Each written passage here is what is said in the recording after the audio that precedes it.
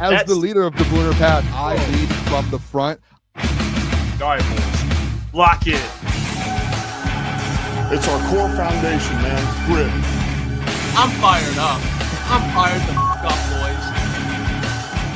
It's pumping right now. It's got my juice pumping, boys.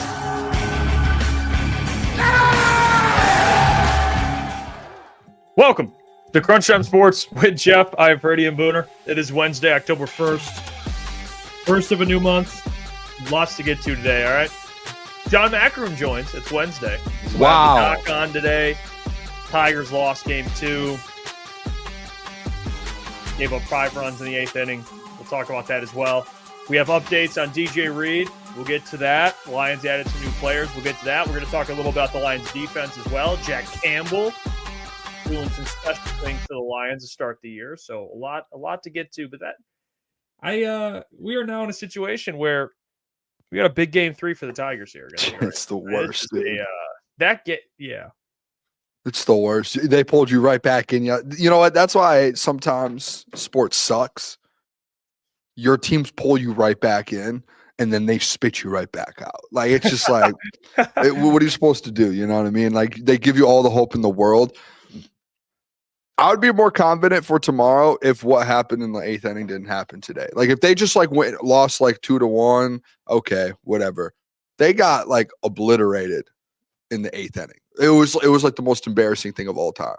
It really was. And AJ Hinch just got Caleb was like, I kind of like the Riley Green move. I was like, dude, he's supposed to be your best player on your team. I don't care what he's batting against lefties. And AJ Hinch just goes, yeah, take the best player on your team. Let's get him out in a situation to take the lead. Like, what are we doing? I don't care. I don't care what his batting average is versus lefties. I do not care. Because guess what? Later in the game, there might not be a lefty in there and you still need Riley Green. But the fact that you didn't even give the guy a chance, Jeff, you didn't even let him go out there and get a chance to tie or to take the lead is one of the most disrespectful things you probably could do to a star player, in my opinion. You know what I mean? That's your star. That's your guy. That's your all-star. How would you feel if you were him? Oh, it's brutal. You'd be like, dude, what? They couldn't capitalize with runners in scoring position. Casey Mize, I thought he was pretty good. He didn't get to. I know they were talking about. I don't know. I think it was AJ that actually talked about how they wanted to get him to 70 pitches. He wasn't able. They took him out after about 60. Only gave up 1 run. It was a solo home run, which And then Holton. They had it was tough. It was tough. The 8th inning. Yeah, you gave up 5 runs. And for a lot of that game, I mean, you're watching. You still have some hope that the Tigers may be able to pull a rabbit out of a hat.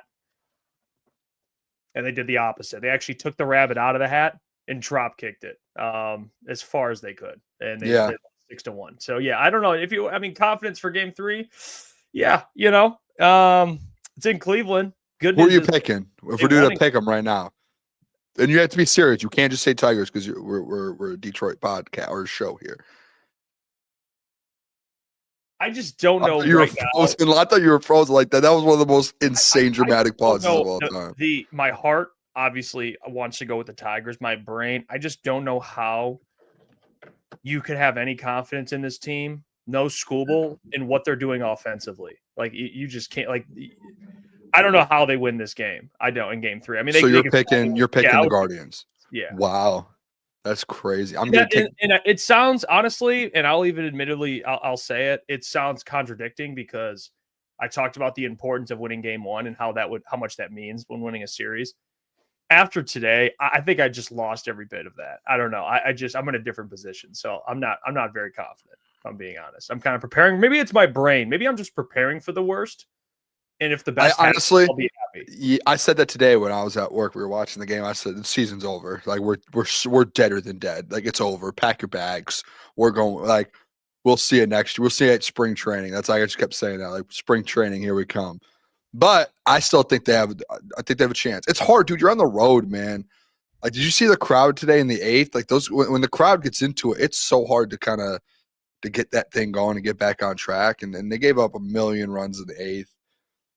The bullpen absolutely sucked. Choked, yeah. Oh, dude, it's just I see people tweeting the funniest thing to me is when something like that happens, everyone just tweets to Scott Harris. Like, thanks for getting the bullpen ready for the at the trade deadline. Yeah. Yeah, I mean, it's just I saw Caleb's video too, and he he seemed to have AJ's back with the like you mentioned, the Riley Green thing. I know Riley Green, he's like up there in strikeouts on the year. He's not very good in the clutch. Dude, I don't care. I think there's a principle thing behind it. It's like that's your best player. You like take out Wenzel Perez his next at bat if you really want to get Jones out. Like if you want to do that, make that move. But like I get it, but you do not take your best player out. What was it? The 6th inning, the 7th? Like you just do not do that. You don't. Like you give him a chance. That's your all-star. Yeah, I mean, give him an opportunity, man. Keys to Wisdom said, "Get the win, bring some playoff baseball to Detroit." I mean, it's just, what are we doing? Jim, hey, shout out to Jim. He says, big fans of the show. Can we get a shout out to the boys at AutoZone in Flat Rock, Michigan? Hey, shout out to the boys at AutoZone in Flat Rock, Michigan. That's where a lot of my family's from downriver down there. So shout out to Jim.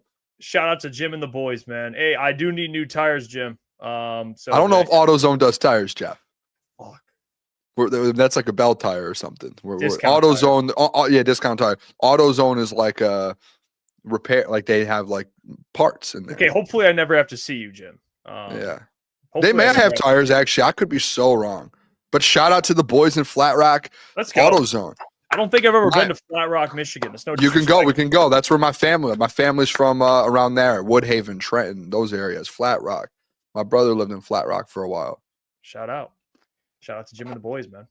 Shout out, yeah. Shout out Jim and the boys. Jim win. Here we go now.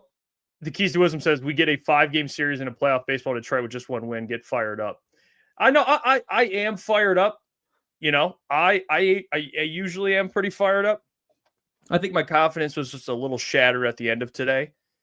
But Flaherty, please. We need just a massive performance from Flaherty. Yeah. I do too. Like Jake Rhodes said, there were 2 outs. I'm guessing he's saying when Riley Green there was only 1 out, and you had a guy on 1st and 3rd. So you just didn't need Riley Green to strike out. Just get the ball in play, put the ball out in the outfield, and you get a guy to score home. That's literally all. There was only 1 out, and you have your all-star. Sorry, I just read that comment, and I went back and I had to double check and make sure because I was like, I swear there was 1 out when they pinch hit him. I swear there was. Steve Wild says TA practiced, could play Sunday. I did see that. We'll see what happens with TA. I know we got some official news today from some of the moves they made. One of them being DJ Reed placed on the IR list. He's going to be out minimum 4 games. Yep. So, you could see him week 10. You could see him a little later than that. But he is on IR. He did say he expected to go on IR. And to be honest, DJ Reed also said that he thought he tore his hamstring right off the bone, to be honest. He thought he was out. He said he thought he needed surgery. Yeah, thought he needed surgery. He does not need surgery. So that's positive news. You're going to get DJ Reed at some point. Like Steve just put in there, TA practice today. You might have him this week. If not, he'll be back next week. You got some big games coming up, so that's good news. So the Lions decided to sign Lauren Strickland, linebacker Ty Summers to the active roster from the practice squad.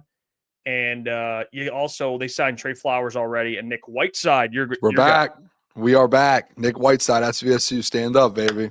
Nick Whiteside, who we kind of predicted would come back to the practice squad. He is back in the practice squad. So they got 2 corners on the practice squad ready to come up in case they need them. So, Dan Campbell talked about adding depth. Trey Flowers, Nick Whiteside. There's your depth. No moves. I told you guys. No trades. No big signings. This is what they're doing. They're just going to get by until guys get healthy. They have 4. It's really 5 weeks with T or with DJ Reed because the bye week. So yeah, 4 games in 5 weeks. You just got to get through that. Gives him time to heal. I don't know if he'll be back then though. It might end up being end of season, but could be 6 weeks. At least he's not out for the season. I guess that's like a positive that it wasn't completely torn and that he's able to just rehab, get back. No surgery. That's like very positive news, actually. So now you're gonna get the Amik Robertson, Jamar Chase matchup this weekend. That's what you're gonna get. So Jamar's got his hands, or excuse me, Amik's got his hands full. Yeah, Jamar has his hands. Yeah, full Jamar has his hands full. Yeah, no, you had that right the first time, Juicy J. Come on now. Hey, Jamar Chase, you've heard of Amik Robertson? That's who you're dealing with. Yeah, ask Justin Jefferson about him. He'll tell you all about him. 4:25 Eastern Standard Time. Jamar Chase is getting that work. That's what's going on, and we'll see. They might be able to get after him, so it might not even help Jamar Chase out that much. They've allowed the most pressure in the entire league. The most pressure. Help Amik out. Yeah, I mean, help your Jake guys Browning. out. I know Zach Taylor. They got a lot of crap because Zach Taylor defended Jake Browning, like he's the number one problem with the team. I mean, he's like. Eddie, what were you gonna say? I was just gonna say, if I'm the head coach, I'm probably defending Jake Browning, and I'm probably going at the O-line, being like, "You guys suck." Yeah, it's like, what does he want to say? Like, yeah, we can't block for shit. We stink. Yeah. What do you think like these guys like Jake Browning and like even like Chase Brown, where Chase Brown was supposed to have a big year and he hasn't been that good because the O-line's been so bad? Do you think these guys in like practice or like in the locker room, they're like getting together and be like, dude, our O-line is so bad. Like off, like outside the facility, they're having dinner together, like the running back room and the quarterbacks. And they're just sitting there going like, this O-line sucks so much. It's the opposite of what Cam Ward said. He's like, hey, keep it a buck, we're ass. Like they're doing that out to dinner in the locker room, like behind the O-line's back. Yeah. Do you think? Yeah. That's got to suck for the offensive line though, right? Like you have to be like, everyone's talking about you behind your back. Well, that offensive line coach should get fired yesterday. He should have already been. I mean, that guy stinks. I mean, because they've invested resource. That's the thing. They have some guys that are decent, but they just can't do anything. And I think the biggest problem, and this is coaching, is the play you showed the other day where the Bengals are blocking a nose tackle with three guys, and they're one-on-one with two edges. The Broncos sent three players, and they got home. That was embarrassing. Like, that wasn't even as much as like, yeah, they got beat, but that was more just, that's coaching. Like, what are you doing? Like, why are you having three guys block a nose tackle? What the hell's going on? What the hell are we doing? Or a defensive tackle, whoever it was. Like, what are we doing here? It's ridiculous. So the Lions are at a favorable position here. I know Dan Campbell spoke to the media today and kind of gave some updates, and Alim McNeel, he's like we kind of talked about yesterday, he's officially out there. Apparently Justin, Colton, and Will said they played Return to the Mac. Did hear that? Yeah, I saw Tim 20-man put out there that the very first Return song. to the Mac when Alim McNeil's back out there. I'm so interested to see when Alim plays. Like I have this off feeling. Obviously not this week. I have a weird feeling. It's a good feeling, I guess. But he's gonna get out there and he's gonna look really good. And then next week when they play the Chiefs, Dan's gonna be like, we have to play Alim. Like. And you know what I'm saying? Because I feel like if you're 95% healed, 96.4 or 94, whatever it is, yeah. And I'm sure by next week it's going to be at 96, 97. You don't think that they're going to see him on the field and be like, I think he's good to go. And then they're going to be like, hey, Alim, how are you feeling? Because obviously Dan said it's up to how Alim's feeling. You don't think Alim's going to just be like, yeah, I'm good. I'm ready to roll. There's no way he's going to be like, hey, I'm not there yet. Come on. Well, that's how you have to protect the players a little bit from themselves, a little bit, because he probably wants to play this weekend if he could. I bet you the Kansas City is going to be his first go. I'm sure he wants to play really bad already. So how do you even incorporate him? How do you even go about that? Like, you talking about in a game? Yeah, like how do you get, like, Alim's probably your number one defensive tackle, healthy, right? So how do you, like, let's say, Jeff, you're Calvin Shepard. You're putting a defense out there, first possession of the game. What does your defensive line look like? Well, I'm starting Alim McNeel, and I'm probably starting Tyleek as well. And you're not going DJ Reader? DJ Reader's probably going to be subbed in and out. We'll probably rotate. First down though, run. I think Tyleek can defend the run, but DJ Reader's probably better at defending the run. Give me Tyleek. Right, it depends. On certain downs, you probably, like in all seriousness, you probably would roll out DJ Reader. But I'm confident they can play. I think they all can play the run.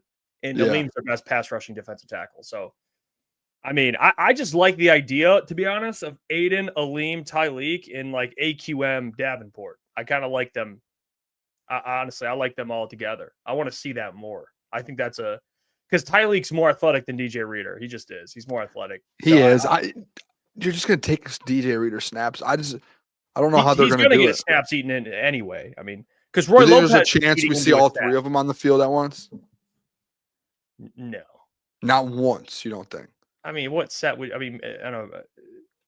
Well, yeah, I guess you're putting I mean, you could go Hutch, Tyleek, DJ Reader, Alim off the edge. No other edge, but then have Derek Barnes coming off the edge. 7 and 5. I mean, imagine that pocket. That pocket would be crazy, dude. Yeah, Derek Barnes setting the edge. I mean, he sets the edge a lot. I mean, yeah, I don't know. I don't know. Well, I mean, I think for Kelvin, it's not about eating into DJ Reader snaps. I think it's eating into like Roy Lopez's snaps. That's what it is. For sure. Yeah. Because Roy Lopez plays like 10 snaps a game, 15 snaps. He's out. He ain't playing. So, he's going to be out there. Visionary Roar says, any updates on Ahmed? Haven't heard anything yet. I know Dan did talk about Josh Pascal. Hey, the doc. Shout out the doc. I texted him instantly. I said, thank you. Mm-hmm. Anytime I've asked Doc probably like 3 or 4 times to ask Dan a question, and he's done it every single time without fail.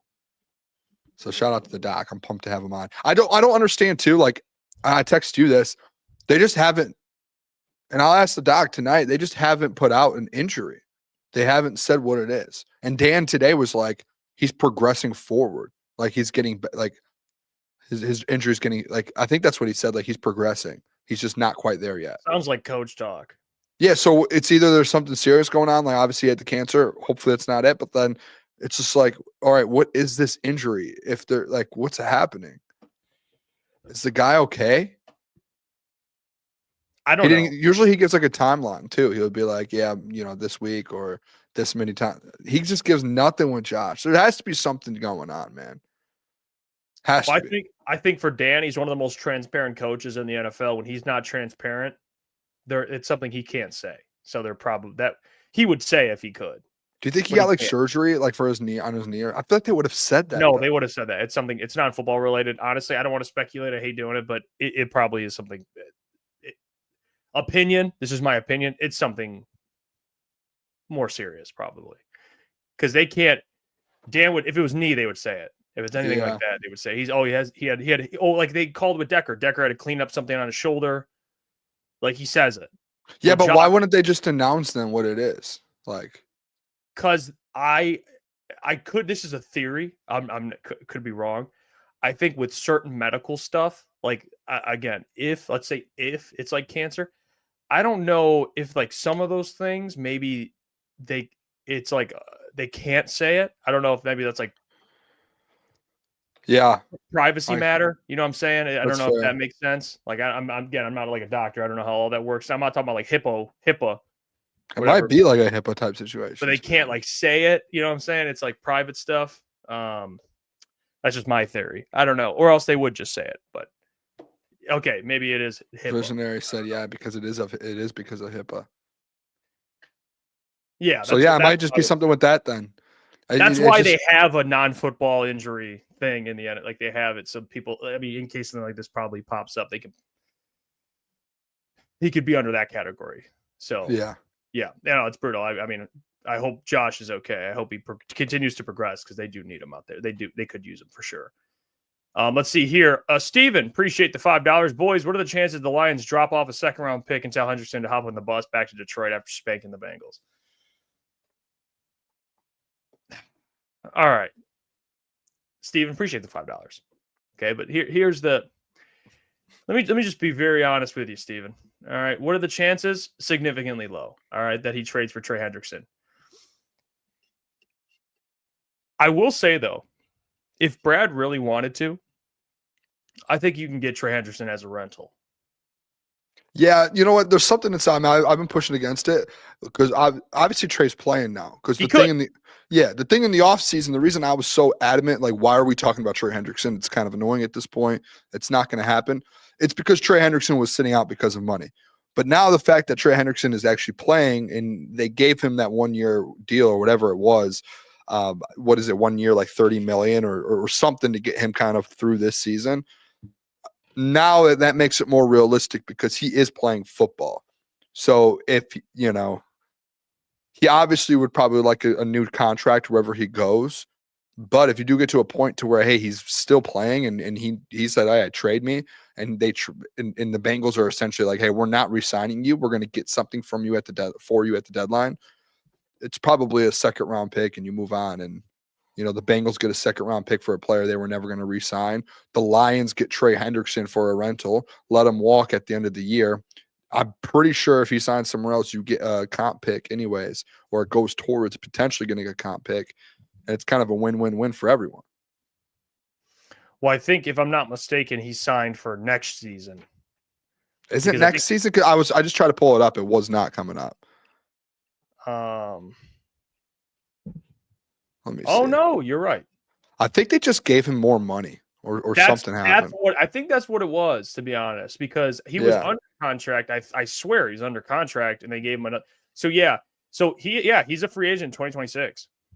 See, like the fact that, and again, the reason I push back on it so much this offseason so hard is literally just because he wasn't playing. Like, he was sitting out. He essentially was being like, I will not play anywhere unless I have a deal done.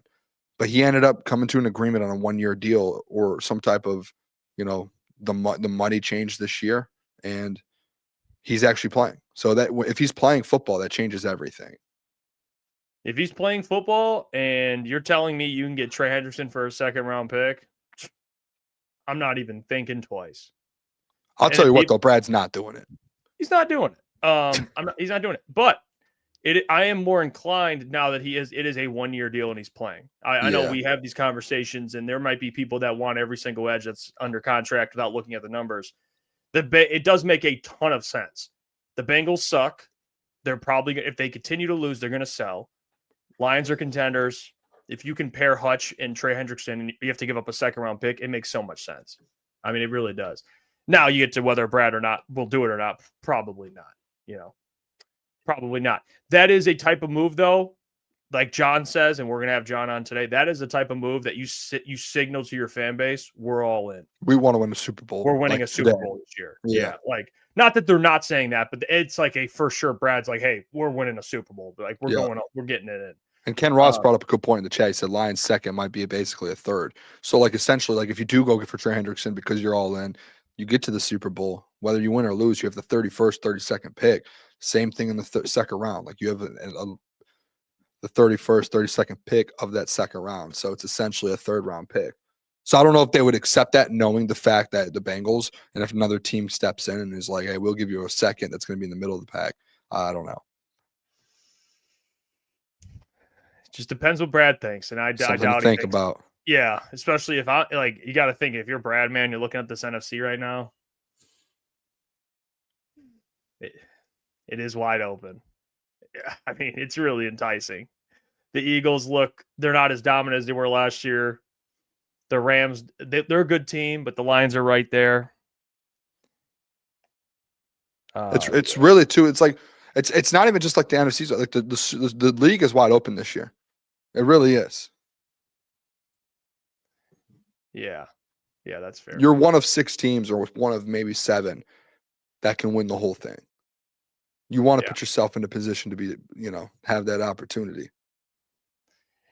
Yeah, I mean, and honestly, I want to talk more about the defense, because we were trying to get to it yesterday, but we weren't able to. And the Lions' defense this week is going to be very important again, because you're facing Jake Browning, you're facing an O-line that's not very good, so you're going to need this D-line to step up. You're going to need this defense to continue to dominate, and it's going to start with Jack Campbell, which we'll get to. But you asked an interesting question yesterday, and the Lions defense right now is one of the best in the NFL. They're playing at an elite level, and they took care of business against teams they're supposed to. The Browns and the Bears, the Ravens, which, they scored 30, but they still did a really good job against the Ravens. You asked the question before the season, can the Lions have a top 5 offense and defense? How are we feeling about that take? Top 5 offense and defense? Because right now, through the first couple of games, they're top 5 offense and defense. You would consider them a top 5 defense? I think points per game, maybe a little. I think the Browns game helped them. But overall, I would say great defenses in the NFL. The Broncos.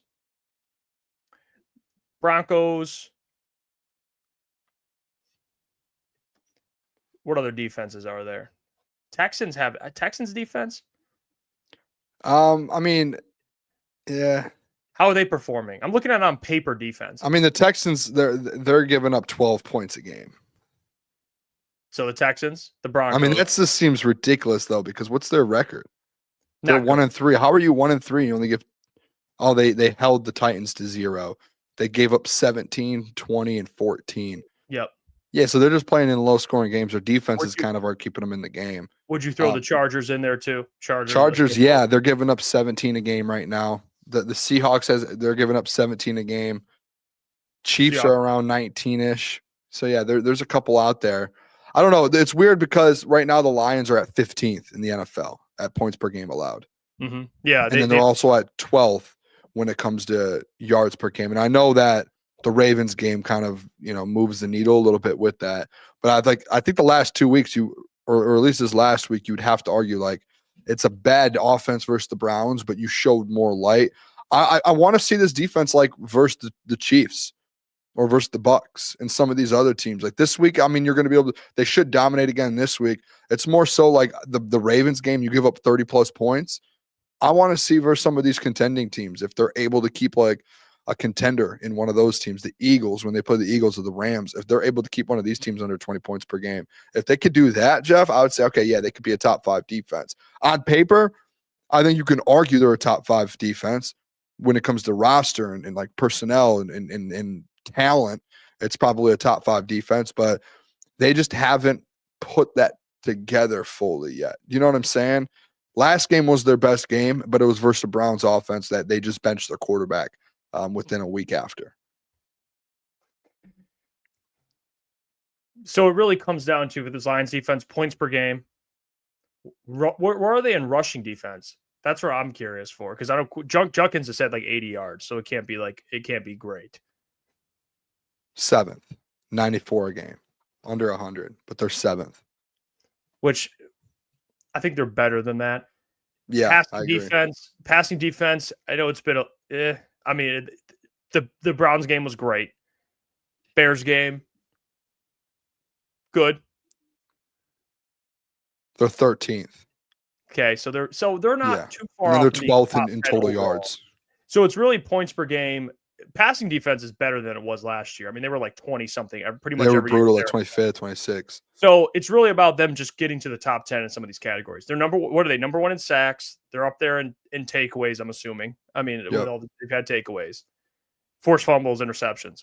So it's really just points per game and improving that passing defense. And I think they can make their way into like more of a top 8, top 9 defense in the NFL.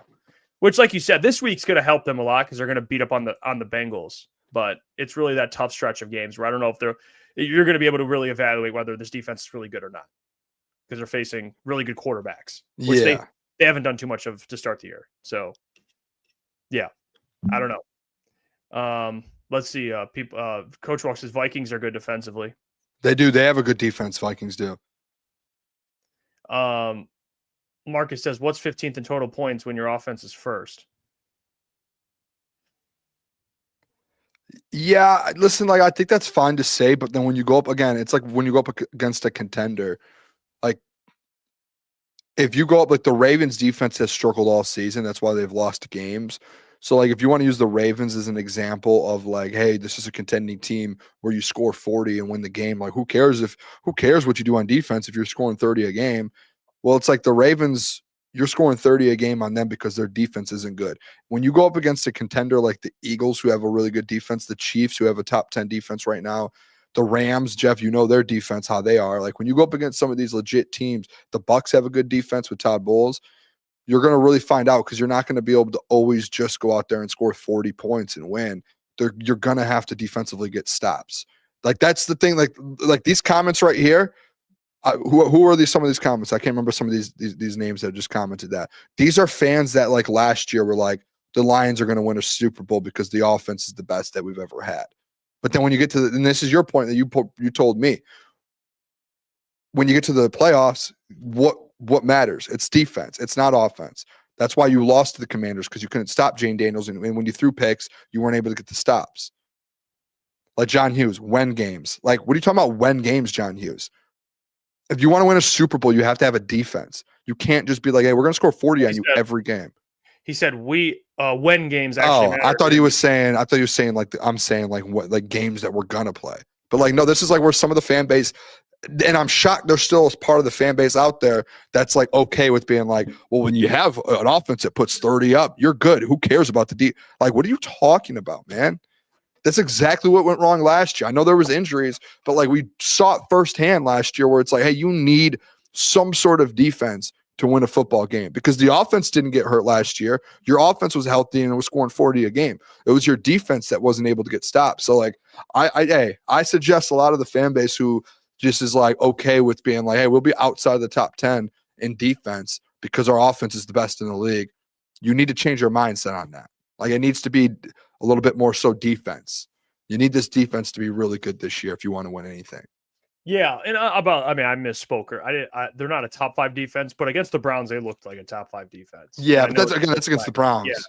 Yeah. And that's what it is. Like they're going to look like a really good defense this week because it's Jake Browning. So the reality is how do you match up against really good quarterbacks?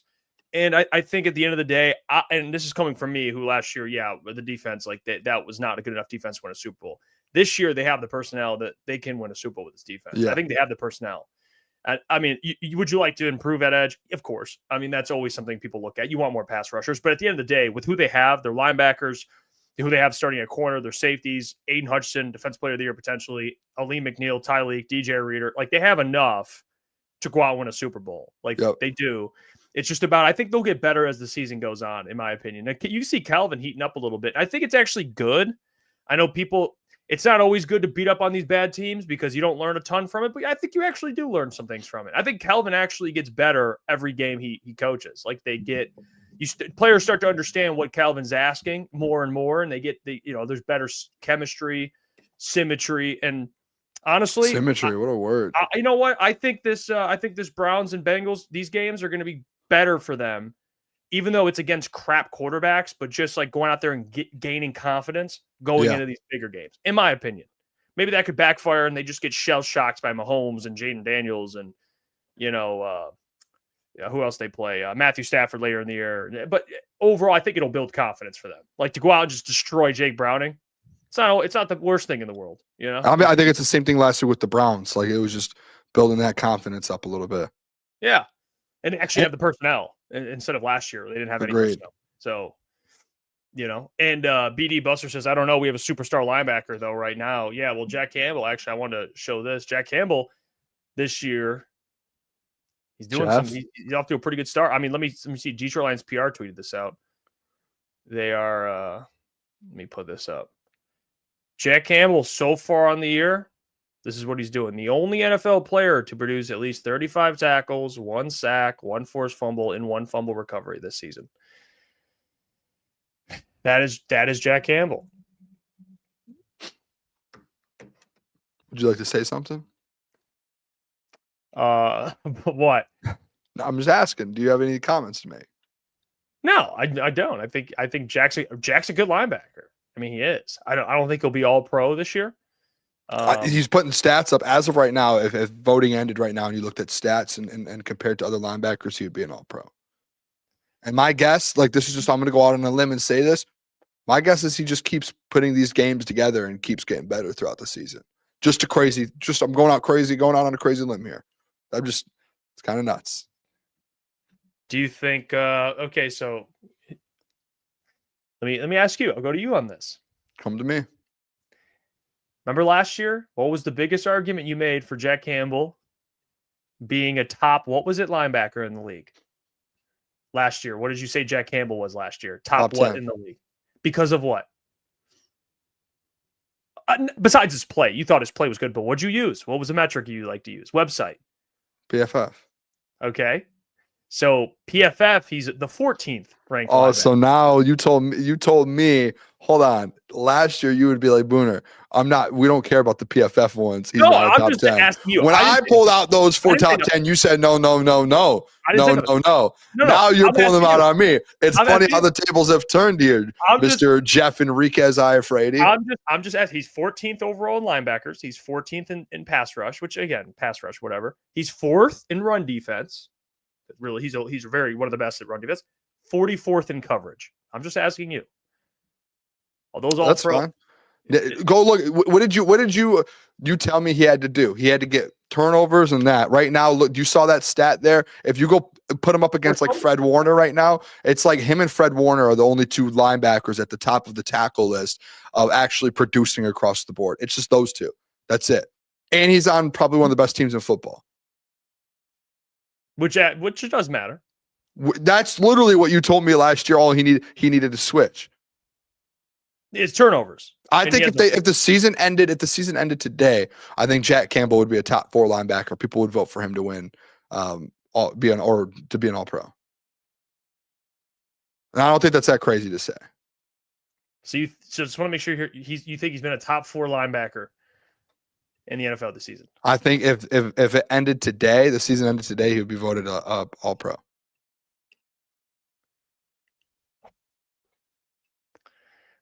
Okay. I honestly, I think he's. Who would you put above him today? Well, this year, And I'm talking about like All-Pro. Like they don't give like a good linebacker on a bad team All-Pro.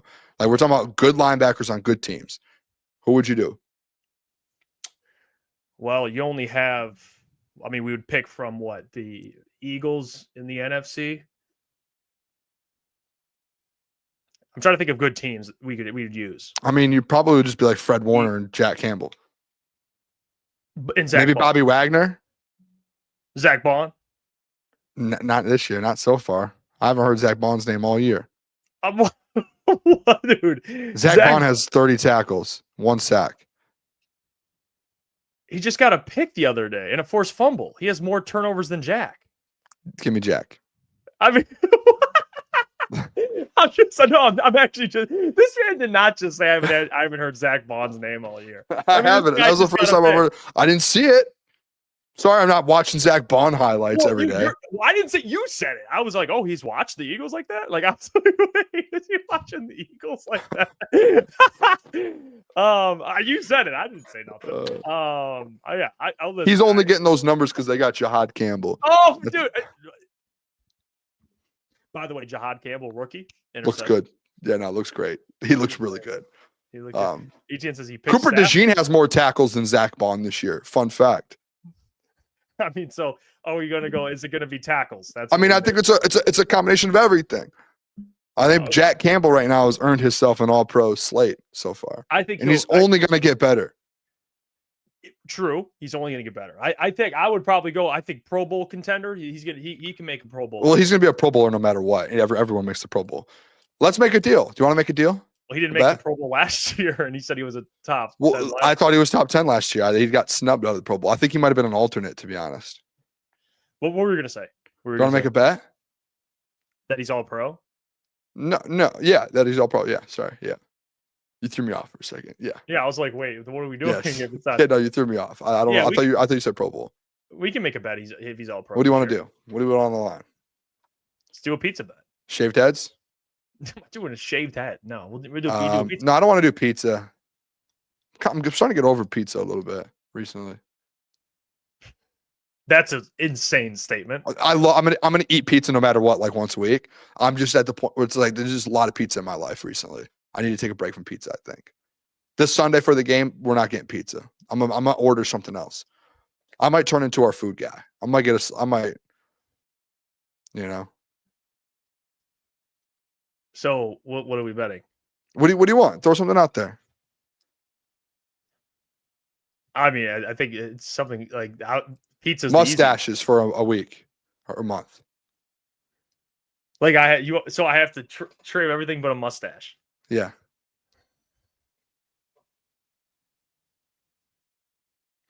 The only way I would negotiate is if I can keep this short. No, for you, I think it would be more fair for me to like have to keep it short, because at the end of the day, the chances of him getting all pro is like it's against me. Like I'm going out. We're doing odds, but no, I'm not. We're not. That's why we're not doing odds. But you're like trying to be like, well, I want to keep a little bit. I don't want to clean shave my face. You have to. You have the better odds. I'm giving you a bet that's like minus 1,000 or like minus 500 right now. Your beard, just so you can shave your beard and you'll be fine.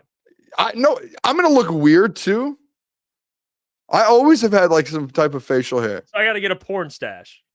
That's what we're doing. I mean, when you get a stash, it's up to you whether you look like a porn guy or not, or a porn star or whatever they call it.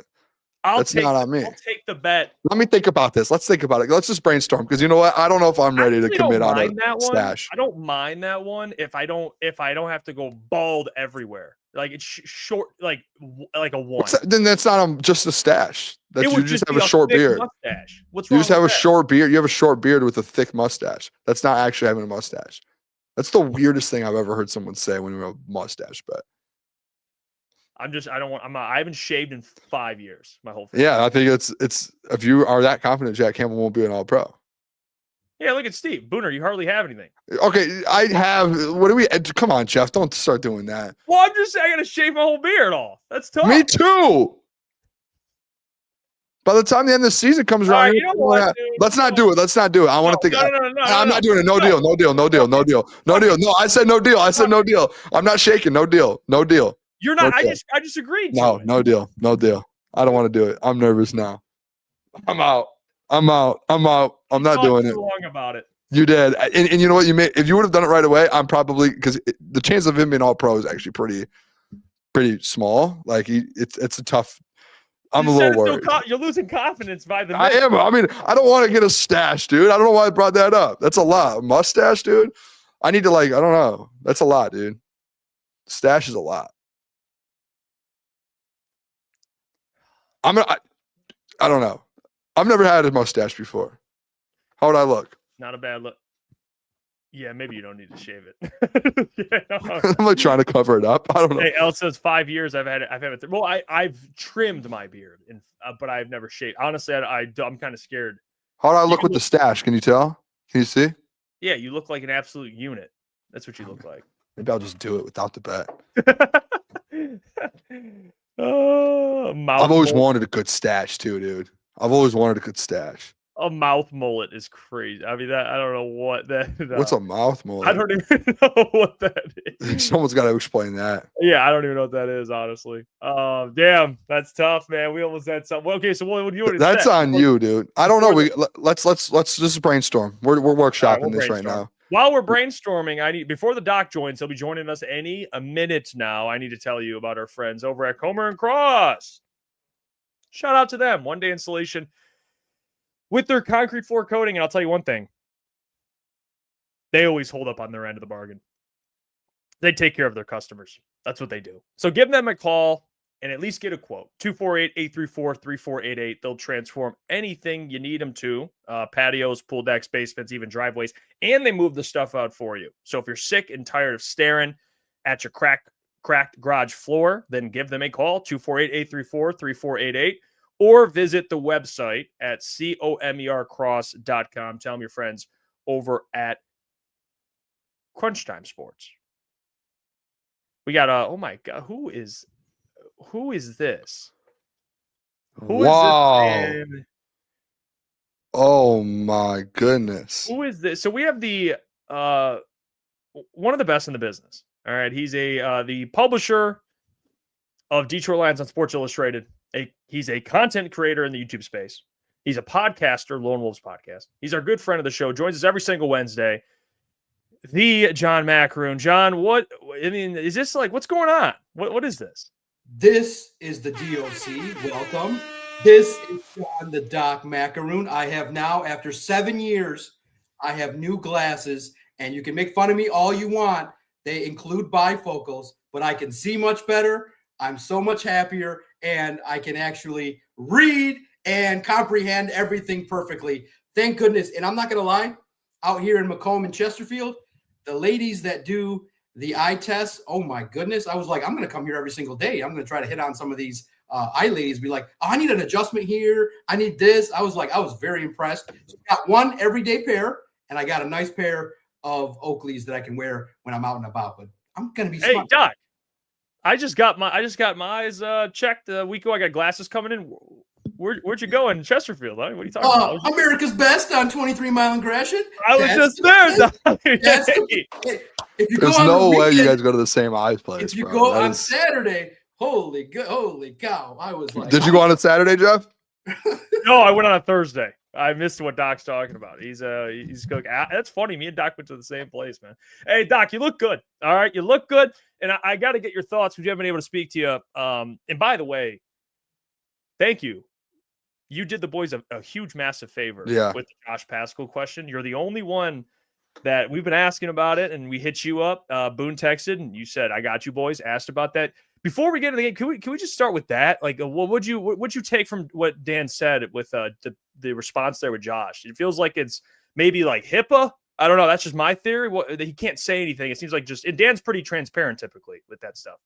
No doubt. And you guys were timely about it. The last time he spoke about it was September 20th. So it was 2 weeks ago. And it was a situation in which now we've seen Alim McNeel come back. We're waiting on an update on Malcolm Rodriguez. And you guys wanted to know about Josh Pascal because it's an important position. The defensive end spot, they've used Lacey, Al-Quadin Mohammed, and you can never have enough pass rush help. But at this point in time, you can only count on, Pascal just being a role player because he's just been unavailable. So Dan Campbell indicated that he's progressing but not ready. So that means he's not going to come off the PUP list anytime soon. And it's unfortunate because it's a player that is a draft pick that is kind of falling in line with similarly to Levi Onwuzurike. You don't like that, but unfortunately he just hasn't hit. And it's a situation which we don't know what the injury is, but we've seen him in the locker room a couple of days ago, but he has not spoken on the nature of the injury. But Dan Campbell said that he's getting better, but not ready.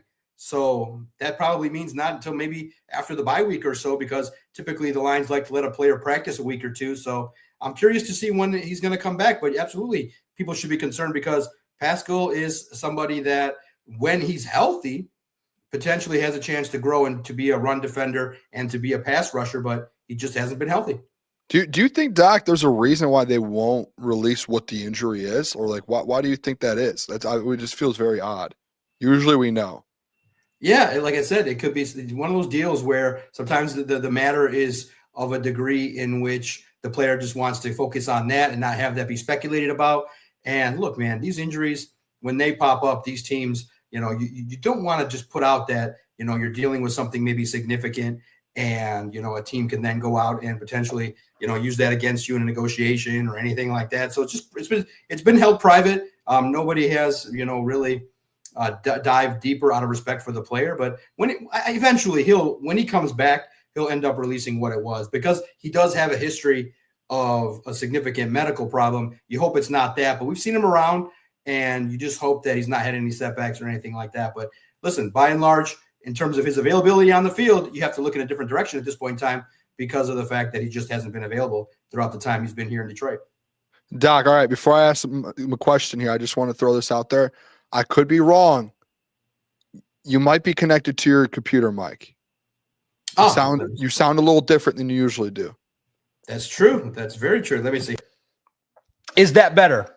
You sound so much different and better, Doc. Oh, see, look at that. Because I restarted the computer, I connected everything and did not push the button. Now I'm connected to the mic. There you go. There we go. All right. You sound way better. I do want to ask you to get this thing started outside the Josh Pascal stuff. Thoughts, initial thoughts just on this Browns game before we kind of get into this next week. What were your thoughts on the performance from a whole, especially defensively? The defense, it felt like kind of kept bailing them out on Sunday, and in this, especially as well, special teams with the Khalif thing. What were your thoughts on that performance? Yeah, absolutely. First and foremost, does the chat like the DOC look? Kind of got the Clark Kent look going on here, keeping it sophisticated and on the up and up. I'm in a good mood, man. It's a 3-1 football team. I'm very much impressed with a football team that can curb stomp a team that they're better than. And it was a race to 14 points. Everybody knew that the Browns offense was terrible and god awful. And that's why I love Vegas. Vegas set the line at 10. That was crazy. And I thought, well, that's a little bit high. I didn't bet the game. I stayed away from it. I'm like, I didn't know. I knew the Lions were going to win, but to curb stomp the Browns, look, NFL is a great sport. And sometimes we overanalyze everything with, routes and the offense, the defense. Quite frankly, bottom line, Jared Goff is so much better than Joe Flacco is at this point in his career. And he's got so much better of an offensive line that if they didn't win by 21, we maybe should have looked at them a little bit crooked. They curb stomp a team that they were so much better than, and it was great. And you were able to do that without one of your premier athletes playing all that well. Jameson Williams had, I think, one of his worst games as a pro. But when you got Amon-Ra St. Brown and Jared Goff, it's one of the best tandems in the league. And when they operate, it's clinical. It's amazing to watch. It's fun to watch. It makes you just stand up and pay attention to just how in sync they are with each other, that Goff can have a bad performance against a bad connection with Jameson Williams, but his connection is so strong with Amon-Ra that it just makes the game so much greater. And you just realize, man, we're all happy to watch Jahmyr. It's a privilege to watch Jahmyr Gibbs, David Montgomery, and Amon-Ra St. Brown. Today, it was crazy. When you start winning, now people just start talking about what is, like every week, the questions are about how great is Amon-Ra St. Brown. And today, the comparisons were to Kobe, MJ, and we've talked about it and praised Amon-Ra so much. It's just a privilege to watch. Guys, take advantage. Do not overstate. Do not take for granted just how amazing Amon-Ra St. Brown is. And he's only going to get better. So I loved every minute of it. It stunk because I had got to see DJ Reed go down. That stunk. It took a little bit of a sting out of the fun of the game with Terry and Arnold and your starting corners getting hurt. But by and large, it was a great performance. It was fun. Everybody was festive. And listen, it's fun curb stomping bad teams. And there's something extra to curb stomp. I actually love the fact that John Morton talked a little trash. What's wrong with that? He's like, I got my guys. He's like, you guys are all telling me about how great the run defense is of the Browns. They haven't seen us yet. I kind of like that. And he went out and his boys, they backed it up. And that's great to see. I'm really happy to talk about a 3-1 football team at this point. Yeah, Doc, I think the big one there with the storyline of the game had to be one of them was Aiden Hutchinson, how dominant he was against the Cleveland Browns. I mean, he had 2 sacks and a forced fumble, Doc. It could have been 3 sacks and 2 forced fumbles. He had one of those robbed because of a Brian Branch penalty. And by the way, Brian Branch has been doing some nasty things to his teammates. All right, he kicked Jack Campbell in the face. He took away a sack and a forced fumble. That's a whole nother conversation. But what'd you make of Aiden's performance and just now the heater he's on? He's one of the favorites to win Defensive Player of the Year. He's got they're going to have to back up the Brinks truck for this man, Doc. He looks like a $50 million edge rusher. That's what he's giving off right now. Close to. Yeah. I hope everybody in the chat's having a fun night. I am enjoying a beautiful cup of peppermint tea. My voice has been taking abuse from all the broadcast, all the interview requests I've had. But cheers to the chat and to you guys and to Aiden Hutchinson. Peppermint tea definitely makes the body feel good. I'm going to tell you. There we go, Doc. Peppermint tea. Peppermint tea. Are you sponsored? Did just peppermint tea in general just reach out and sponsor you? It makes your voice feel so much better after all the talking and interviewing and asking all these questions every single day. Now, it's kind of funny, too, because I look at the juxtaposition of Aiden Hutchinson. Some days I come to work and I feel like Aiden Hutchinson. You feel good. You're in the 4-point stance. And then you realize, oh, man, I'm going up against a Cornelius Lucas. And then there are other days I feel like I'm Cornelius Lucas and the whole world's bearing down on you. And you gotta face off against the giants of the media, the giants of reporters, and you got to face down. And you're like, man, I feel like Cornelius Lucas today. But lately, I've been feeling kind of like Aiden Hutchinson, and he abused Cornelius Lucas. I was looking at that, and I'm going, good Lord. Listen, you eat when you can, but Cornelius Lucas had no chance to stop Aiden. That's what you got to do. You got to eat. You got to take care of business. And for Aiden Hutchinson, man, you got to stop scaring these people. I mean, there were memes with all these fans crying with Aiden down, he lost his breath. And the fan base is collectively, I'm sensing, very, very scared and very, very, there's trepidation that if he goes down, that the defense is going to struggle mightily. And so luckily he got up. He talked about it today with reporters. He's like, the House of Hutch team found that fan that got on social media. They're going to send him some swag and to show their appreciation for just how much the fan base loves Aiden. But I've never seen anything like it. You could hear a pin drop. I could have yelled out, Booner! And the whole stadium would have heard it when Aiden Hutchinson went down. He's important to the team. And I love the fact, what is he on pace for? 17, 20 sacks. I love it. I love seeing him shine. He deserves it. And you can see with each game, his confidence growing that, all right, I'm good. I'm healthy. I can contribute. And it's nothing better than seeing Aiden Hutchinson celebrate a sack and performing, because what does everybody want? They want sacks. What is he delivering? Sacks in consecutive games. And so sacks in bunches makes everybody real happy. Yeah, what else defensively outside of the Aiden Hutchinson stuff, Doc? Obviously the DJ Reed injury, Terrion injury. What's your confidence level right now with this corner room? Obviously, Amik's going to be moving outside, and then you're going to have other guys that have to step up. Who do you think are the guys that do step up and confidence level, and especially versus Jamar Chase and T. Higgins? It's a big week for the corners, especially.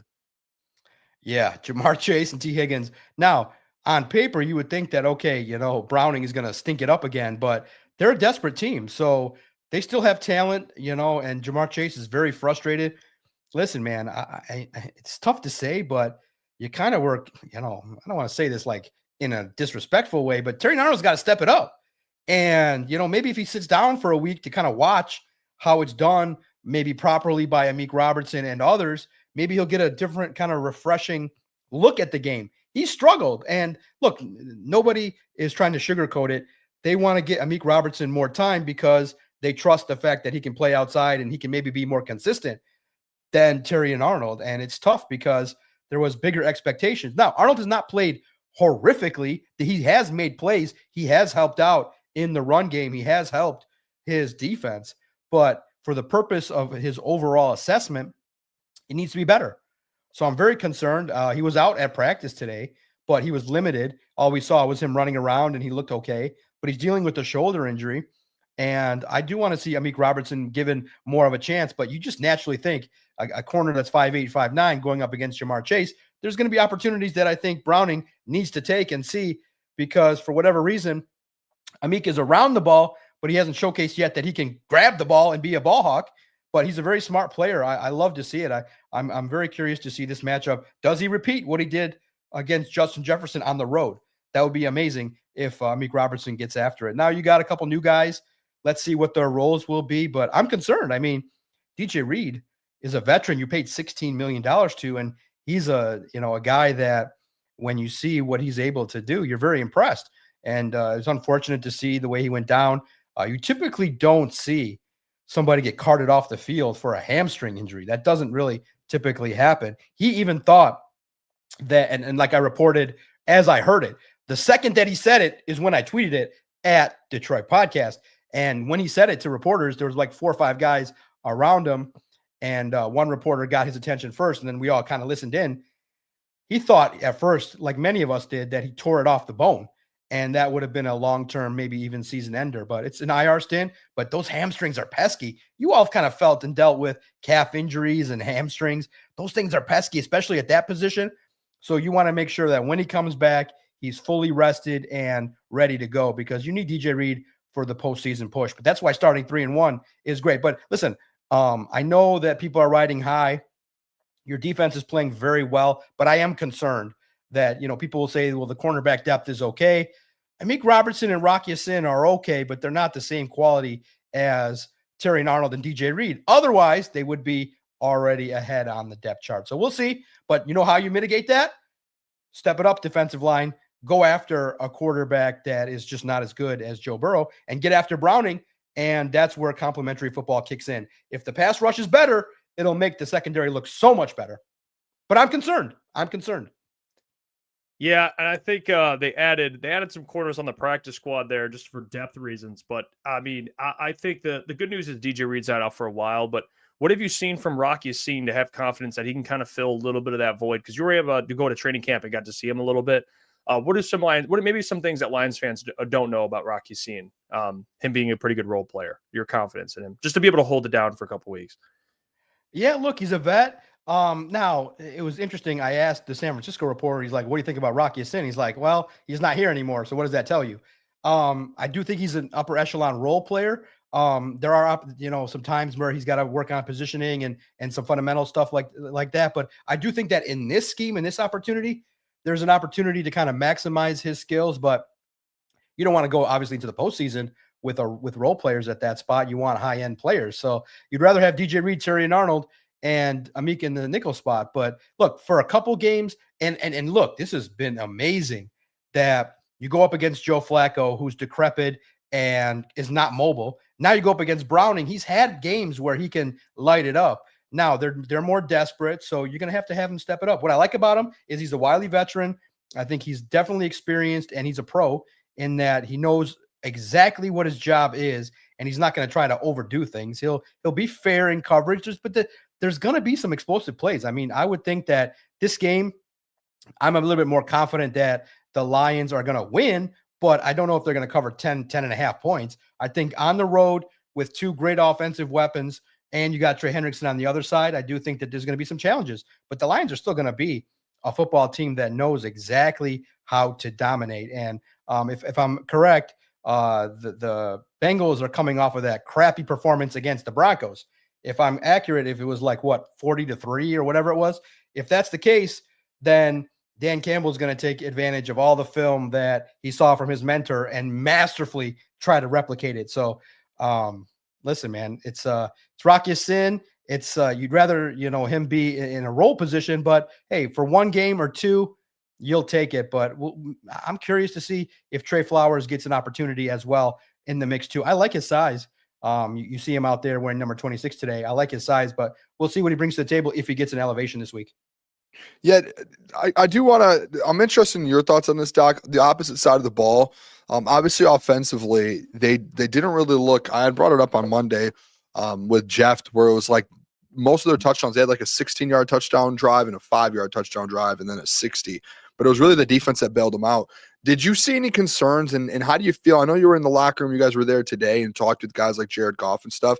Do you feel like they kind of get not a concern, but a thought like, hey, we need to step this thing up a little bit offensively because obviously it was the Browns defense, but moving forward, like, you have the Chiefs next week. They have the Bucs defense coming up to where they know like, hey, we do have to play good ball on offense, and we're not going to – the defense isn't going to bail us out every time. Did you get that kind of that feeling when you were there today?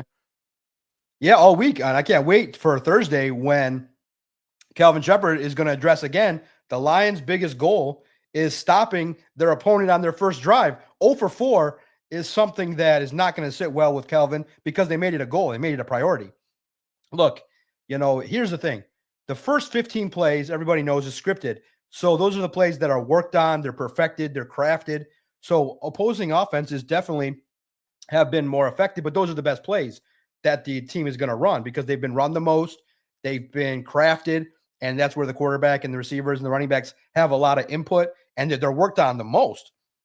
So I'm not terribly concerned. I mean, I'm loving the fact that you got some productivity out of Lacey on the other side, Al-Quadin Muhammad. I mean, the Lions are at 14 sacks, leads the league. I had Emmett do the report. It was supposed to come out today, but because of the fact that there's been so much news, some good news, that it's going to be pushed back till tomorrow, where he looked at the Lions are amongst the best in the league at sacks already. They're amongst the best in certain categories that we're going to talk about. So it's great that the defensive line is stepping up and playing at a very, very high level. Also, too, guys, the linebackers are playing amazing.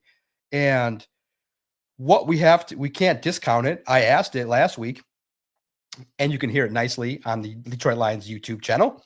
I asked Calvin Shepard, what does Derek Barnes mean to this defense? And he gave an excellent answer.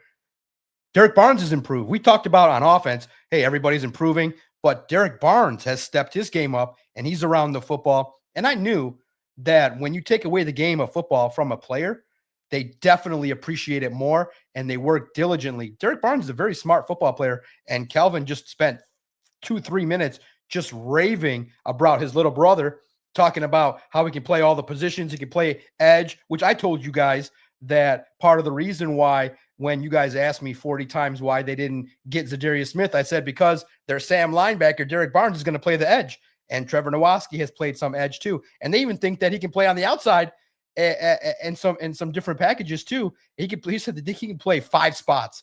and be effective. So the growth of Jack Campbell and Derek Barnes has been amazing to see. So this defense is doing what it needs to do. So I'm not terribly concerned, especially when you have a great offense. They just got to complement each other. And guess what's been the compliment? The compliment has been those turnovers. And what has been so amazing, guys, that's why I'm sitting back and I'm wearing the beautiful glasses and being very comfortable and being very sophisticated today, is that in the past, the Lions would give a lot of lip service. They'd say, yeah, we want to get turnovers. We want to stop the run and be able to run the ball. And everybody would be like, yeah. It never happened. Dan Campbell made it an emphasis, a point of emphasis that you guys punch the ball out. We see it in practice. And if you follow me at Detroit Podcast, did you guys notice I shared on there during training camp a lot of those punch-out drills from Amik, from Aiden, from the linebackers? I showed you directly the punch-out drill that they did to try and be able to force more turnovers than interceptions. And it's happened. It's been amazing to see an idea formulate at the coach's table, applied on the practice field, and then taken to the field and shown in a game. It's been amazing to watch. And for a guy that loves defense, I've been very, very, very happy with Kelvin Shepherd. But I think everybody kind of knew this would be a modified extension of Aaron Glenn's defense. I'm very happy. Yeah. What about by the way, am I lagging? Am I good? You're good. I see you. All right. Yeah, you're good, brother. I don't know what's going on. I think I'm being hacked. No, you're living. I think I'm being hacked right now. I don't know. Everything's lagging. Doc, can I ask you about Jack Campbell? I know we talked about him earlier. Can you give me your thoughts on how he's playing? Booner thinks he'd be an all-pro. Got it. Think? Now, wait. First, we got to do a welfare check. Are you being hacked by somebody that you used to know? Are you like doing some things on the side that you shouldn't be doing? Because look, some people that I'm aware of definitely can get into that degree of being stalkerish. Now, I'm not making any accusations. I'm just checking in on my guy, Hefe, making sure you're okay. Nobody can hack my guy. I know you're world famous doing. Who do you know that hacks people that we know? I know exactly. I hope nobody's out there trying to get into your, IP databases. I'm trying to figure out who Doc's insinuating is doing this. I'm so listen, I don't know what listen. I'm about to go on. Okay. I'll give you a chance now. I'll give you. I'll go on a little soliloquy. Give you a chance to clear your cache, so that way no incriminating information shows up if somebody tries to hack you. No incriminating information. Now, what was the question again? So I can get you the best answer. Jack Campbell, his level of play this year. Is he Pro Bowl, All-Pro? What do you think? Bro, dude got kicked in the face by his own teammate. That was gnarly, dude. And he's like, I had to go get plastic surgery. And I don't know. His attitude has been a lot more refreshing, a lot more lighthearted. I like seeing Jack Campbell talking about, I got elbowed in the head and shit. And it was fun. And he's so much more fun I think he's lightening up. You saw when the punch out happened there in the end zone. He jumped on the football. He's having a good time. He was part of a touchdown celebration. So I like seeing a little bit lighthearted Jack Campbell. That is what the coaching staff wanted from him, because he's ultra serious, ultra professional. And they're like, listen, we know you're going to handle your business. That's you, but have some fun. Your career goes by fast, man. Have some fun. And he's doing that. I think that he's a natural leader. And boy, my goodness, is he a tough MFer, man. That dude's tough and he's likable. Like, he'll give you answers. He's a nice dude. Excuse me. Out there on the field, I think he's getting better a little bit week by week in coverage. Sure tackler. The Lions have been pretty much steady against the run. And then I thought the game against the Ravens showcased a little bit of his growth by maintaining his gap responsibility and maintaining his discipline, not falling for Lamar Jackson. And then this week, I thought the same thing. I think the part of the biggest reason why the Lions defense has only gave up 10 points is the linebackers are just excelling, led by Anceloni and followed closely by Jack Campbell and Derek Barnes. That's an elite linebacking unit. We should give him a lot of credit. And Jack Campbell, get ready, baby. I think that he's going to continue to shine and grow. And hell, getting kicked in the face, it doesn't stop him. Nothing will. Doc, I'm right there with you. I'm glad we and you can agree on something. I do want to bring up as well defensively, Alim McNeel, obviously potentially returning here soon. How do you see this rotation going when Alim gets back? Do you think it's going to be, me and Jeff were talking about this earlier in the show. We didn't know if it was going to end up being, DJ Reader's kind of the odd guy out and they go Alim and Tyleek, or if they're going to go, Alim with DJ Reader and let the rookie kind of work his way into this rotation. How do you see this thing happening once he's fully back? Yeah, look, for those that are asking, Mac looked great physically. He said today, we talked to him, and you can see the video I posted. And if you visit Detroit Lions on SI, I have an extended video where he talked about returning and things like that. Go check it out. Mac said that he trained so hard that he felt like his trainers put him through 2 to 3 times as tough of a workout each and every time as compared to practice. So today he was like, it's all good, man. Felt good. He wasn't like fully participating in terms of the full amount of reps, but when he got out there, he felt great. And I think that this is like a shot in the arm. It's like a trade deadline acquisition. To me, I would think that it provides an opportunity to spell Tyleek Williams a little bit more, because I think that from last year, DJ Reader and Alim McNeel wanted to wreck the games, and they wanted to develop a chemistry and be able to really stop the run and be productive. So I do think that Tyleek Williams will get a lion's share of the reps, but hey, you get Alim McNeel in there. You want to take it easy because of the fact that, hey, this is a guy coming back from an ACL. I'm wondering if it's going to be the Chiefs game? Is it going to be the Bucks on Monday night? Is it going to be the way after the bye week? We'll see. It's going to be either the Bucks or the Vikings, in my opinion.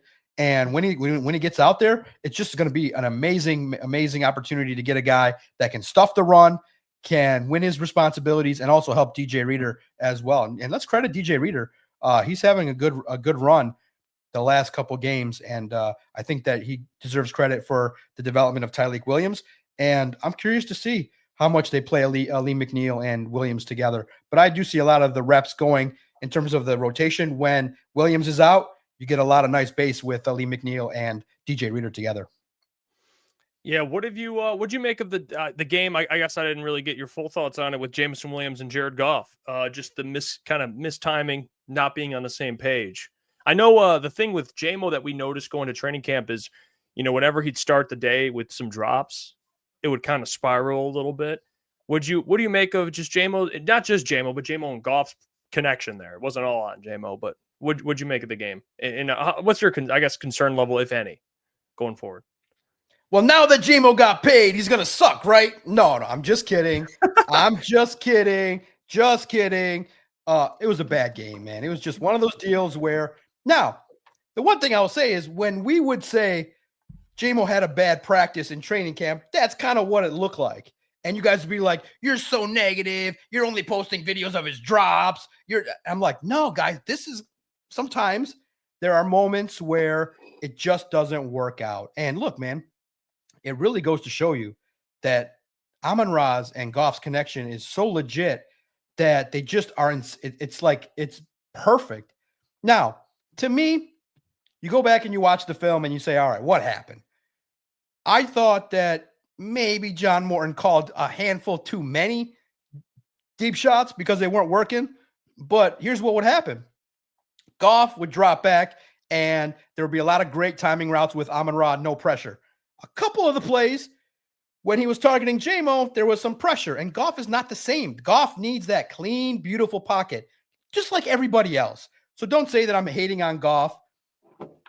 He has played amazingly well, has evaded pressure, stepped up in the pocket. He's playing at an MVP level. But there were some plays where some pressure got there. Now, of course, JMO can't drop the ball that he dropped a touchdown. But I'm of the opinion that you can involve JMO beyond just the deep routes, the go routes. I think you can involve him similarly to Deebo Samuel. A lot of end arounds, some short screens, some slant passes, dig routes. I feel like that the game plan was to expose the weaker defensive, backfield, the defensive backs of the Browns, and it just wasn't connecting. So the more they tried it, the weirder it got because the fans were like, we don't really like this because it's not working. Some of it was Goff, some of it was JMO, but I would say in those moments where the first 3-4 passes aren't going exactly right, I feel like Jameson's route tree can be even as expansive as Amon-Ra's, where you get some comeback routes, You get some stuff over the middle. You get some opportunities for some screens. So I just want to see the full JMO experience, and I just felt like they wanted to take advantage of his speed and use him as the explosive guy. But I feel like JMO has so much more to offer than what was shown against the Browns. It's a bad game. You can have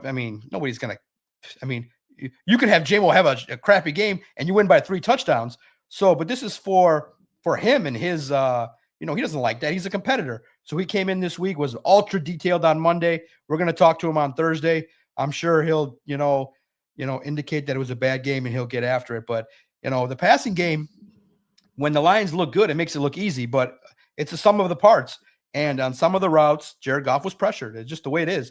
And it caused some timing stuff. And, credit to the Browns and credit to some of their efforts to stop the Lions offense. But it wasn't it for Jameson Williams and Goff this week, but I expect a lot. And also too, now that I've talked football wise, the moment where I talk about myself, I take full accountability for Jameson Williams' poor performance because I have him in 4 fantasy leagues. I've had him now for the last 2 years, and I feel like I'm limiting his productivity. I apologize humbly. I also had Joe Burrow, and so you now know I also had Jaden Daniels. I am also known as a fantasy jinx. When I draft you, you just end up going on IR. It's just the way it is. So I humbly apologize. Hopefully, I've been going back and forth. Do I sit JMO for Jacoby Myers? But the second I do that, he's going to go off. Maybe this game, there's one more chance that I'm going to give Jameson Williams to stay on my fantasy team. But let's go. This is not the Lions. I'll bench him real fast if he doesn't because I'm competitive. Wow. That's Doc. You're ruthless, man. Ruthless, dog. Hey, what about this offensive line? How confident are you in this kind of progression, especially like Tate Ratledge? Tate's been looking good. I keep seeing a lot of clips that were going around social media, national media guys getting a hold of it and be like, this guy Tate Ratledge is a steal. And it's only, week 4 going into week 5, and he's already kind of taking a big jump, it feels like. How are you feeling about that? Sorry, man. Your chat is so crazy. What was the player's name again? I really apologize. Tate Ratledge, Doc. Tate Ratledge. Lock it over there. Come on. I'm going to bench you, Doc. You're talking about benching players. We're going to bench you, Doc. Lock in. It goes over my head, man. Offensive line plays fun, but let's be honest. Offensive linemen don't move the needle. I mean, it's great. They're road graders. They're great. But, offensive linemen. No, you're right. Our offensive line doesn't do anything for our football team. Yeah, there you go. They're great. They are amazing, but they punish people. It's a great thing to see. He's grown. Yeah, absolutely. I'm impressed. I'm very happy, but that's what I expect. I expect Penei Sewell, Tate Ratledge, Graham Glasgow, Christian Mahogany, and Taylor Decker to wreck people. And Tate Ratledge has done a great job. I mean, what the Lions are averaging 4 yards per carry. They're doing amazing things. Jameer Gibbs is doing his thing. I hope this week for David Montgomery and the special game that he's going to have, hopefully, because of the motivation. It's just amazing. The offensive line is great, and it's the engine. It's like one of those things where if they play well, you don't have to notice them because they just do the job, protect the pocket, open the lanes, and the stars shine. But you definitely notice them when they play bad against the Packers and there's miscommunication. But the offensive line, we just have to praise them. They're amazing. We talked to Taylor Decker today, and if you haven't already, go back and watch. I believe the Lions filmed it. He talked about playing through pain. He talked about the efforts that he's had to kind of get back after it. He's a warrior, and he held his own against Myles Garrett a lot of time when it was just him versus Myles. So Taylor Decker is underrated. I'm very happy that this is a guy that's playing hurt, and he's doing whatever he can. He's like, I'm so angry with the medical staff sometimes. Excuse me. They have to hold me back because I'm trying to just get back out on the field and practice. He doesn't like this. He doesn't like missing practice but still playing. He wants to be healthy, but it's one of those deals where credit's due. Decker is amazing. And Ratledge, listen, I think he's going to be the guard of the future. Maybe is going to move over to center, but after that first game, steady improvement is all you could ask for. It's just amazing. It's worked out perfectly. And you see it with the running attack. You see it with the ability to protect. And listen, most importantly, you got to give the offensive line credit and Goff. 3 games, no sacks. That's unheard of. That's literally unheard of that the Lions would not allow a sack over the course of 3 games. That's not stuff that we're used to seeing as reporters, fans, and pundits. That's crazy and should be acknowledged. Yeah, Doc, I'm sure we'll get more into the Bengals game, but can I just get your thoughts on what the Packers did since we last talked to you? I mean, they lose to the Browns, which the Lions beat, and they tied with the Cowboys without CeeDee Lamb. Where are you at from week 1 to now with the Packers and this NFC North division for the Lions? And you could talk a little about the NFC if you feel the type of way too, but Yeah. it seems like we're complete opposite of where everyone was week 1. Well, week 1, the Packers were fully healthy with the Spartan dog, Jaden Reed. You lose Jaden Reed. That's a big loss, in my opinion. But listen, that game was thrilling. I like to watch a 40-40 game. That was crazy. A lot of noise surrounding Micah Parsons. He was dramatic, like, my owner didn't call me. Bro, the other team gave you $40 million. Who the hell cares if your owner calls you? These guys are all up in their feelings. I don't care if Jerry Jones calls me. He traded me and got me paid. I don't care. He gave me a better situation. Look, everybody reacted to week 1, and of course they overreacted. That's just the way it is. It's football. But that's what they were reacting to at the time. Now, over the course of a long season, you realize that the Lions still have a lot of talent. Nobody said the Lions were not going to make the playoffs. They're just talking about what road were they on in terms of could they be in the Bills category. The Lions are right now in a category of tier 1 NFL teams. The Bills, the Lions, the Eagles, the Rams, tier 1. So week 1, you didn't look tier 1, and everybody got pissed because it was ugly. It was sloppy. It didn't look like the Lions. Now you're in a position where the Packers slipped back a little bit. And guess what? The Lions grew from their mistakes. They're 3-1, and they're playing an amazing brand of football, and they're right back where they deserve to be in first place. Very happy. Now, comparatively to the NFC, we get to have the answers, which is great. The Lions on Sunday Night Football eventually are going to play the Eagles, and I can't wait to see that game. That will be a preview of the NFC. It'll be amazing. I think the Rams are up there too. I think the Lions are in that conversation, and let's go.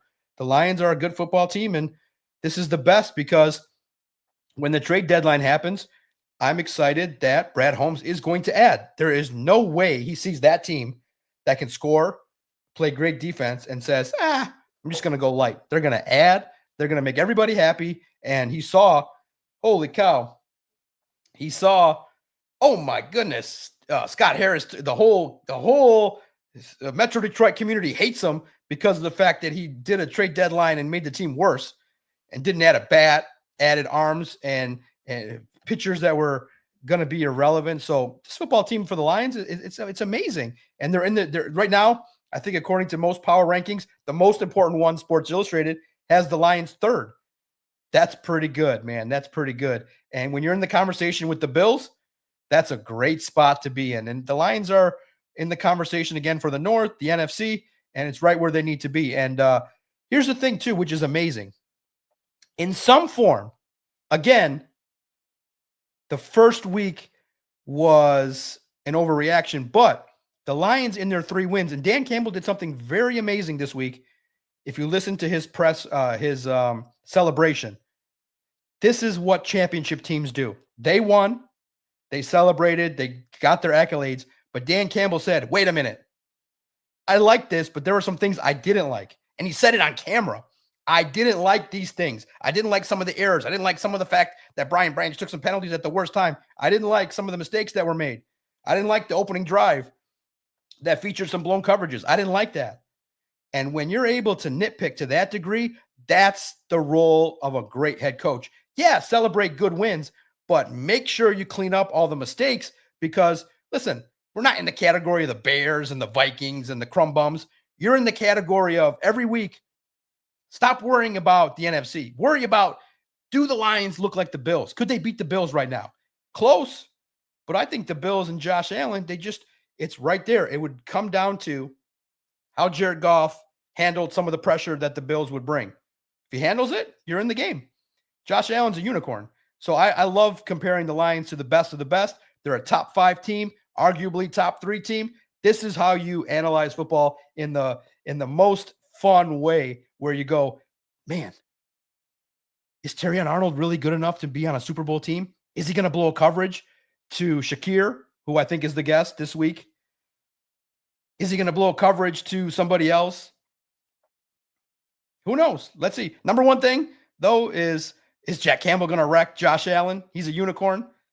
Man, would they spy Josh Allen with Brian Branch? It'd be great. Listen, man, the Lions are definitely the elixir for pissed off Tigers fans, no doubt about it. I think it's crazy, guys. I don't know if you've seen it with the way you guys do it. They've like the metrics indicated when you talk Tigers and mention the Tigers, the numbers just eradicate. The fan base is pissed. The fan base doesn't even care. There's a big portion of the fan base that I believe want the Tigers to lose tomorrow because they know that they would go out to Seattle and get their ass kicked.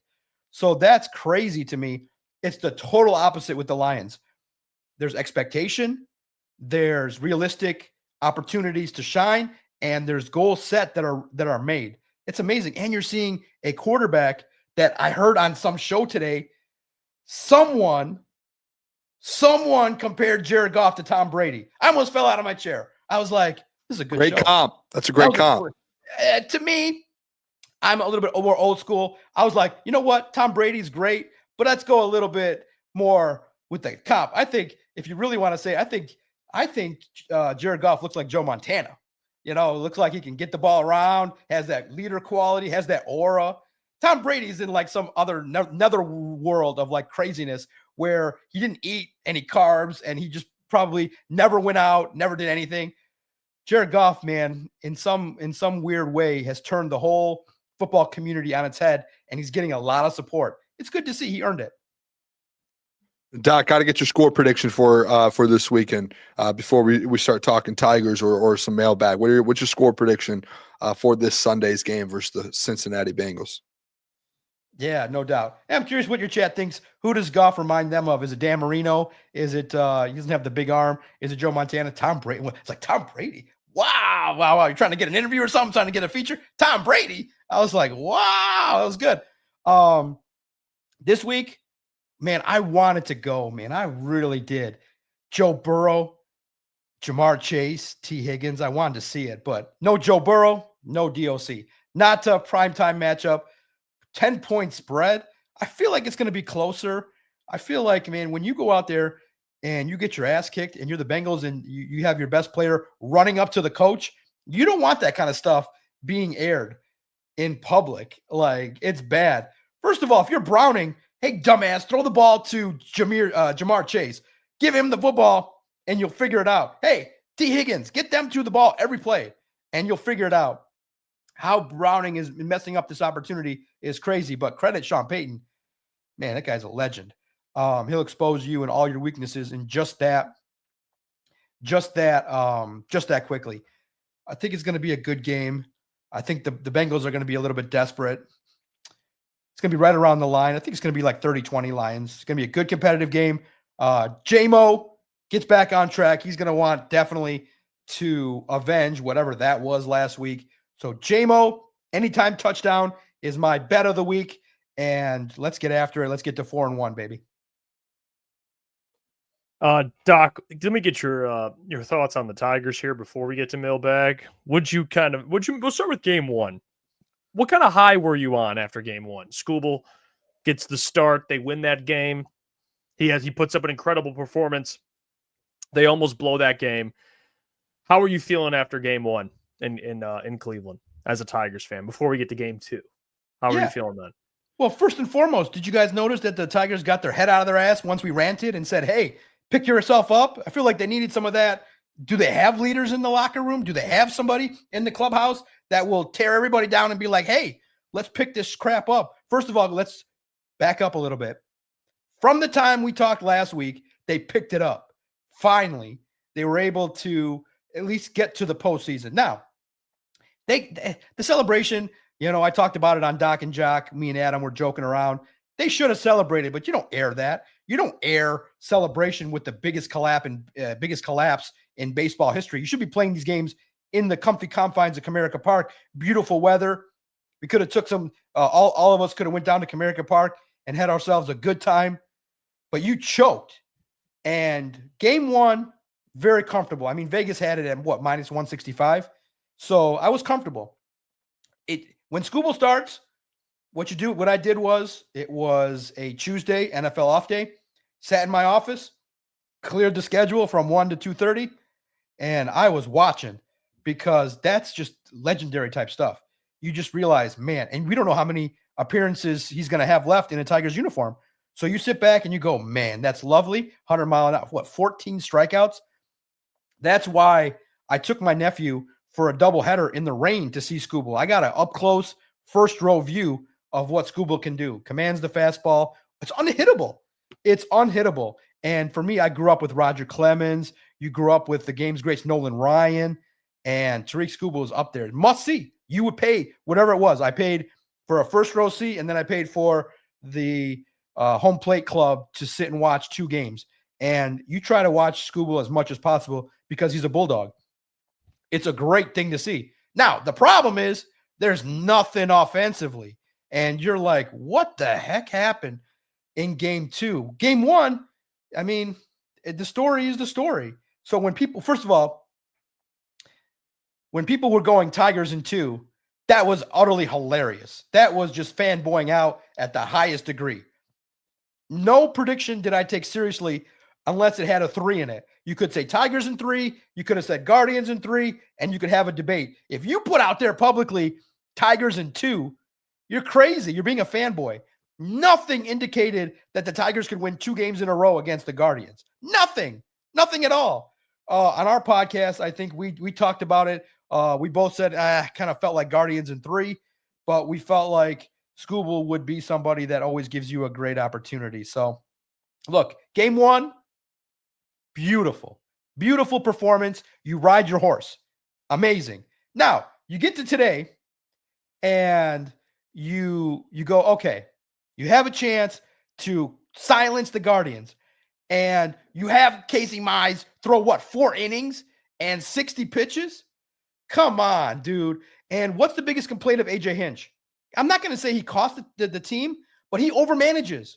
Like, dial that shit back, bro. The numbers are great, but 62 pitches is all you felt comfortable with Casey Mize? 60 pitches? Fine. Okay, you trust that? You trust your arms? Fine. I don't care if all the numbers in the world told you to pick Jahmai Jones. You also now, in one singular move, eradicated everybody's confidence in Riley Green. I don't care if, Riley Green is 0 for his career against the guy. I don't care. He's a guy with 36 or whatever number home runs, and he's your best player. I don't care about the numbers. Because guess what? The numbers dictated that Jahmai Jones has an advantage. Well, did he do the job? No, he didn't. There's always variance. And I would always go to me personally. I'd be a terrible manager because you'd be like, why did you do this? Because I felt like it. You go down. If you're going to go down, I'm not going down with Jahmai Jones. I'm going down with Riley Green. He's the guy. You just eradicated the entire fan base's confidence in him. You took out Riley Green to put in Jahmai Jones.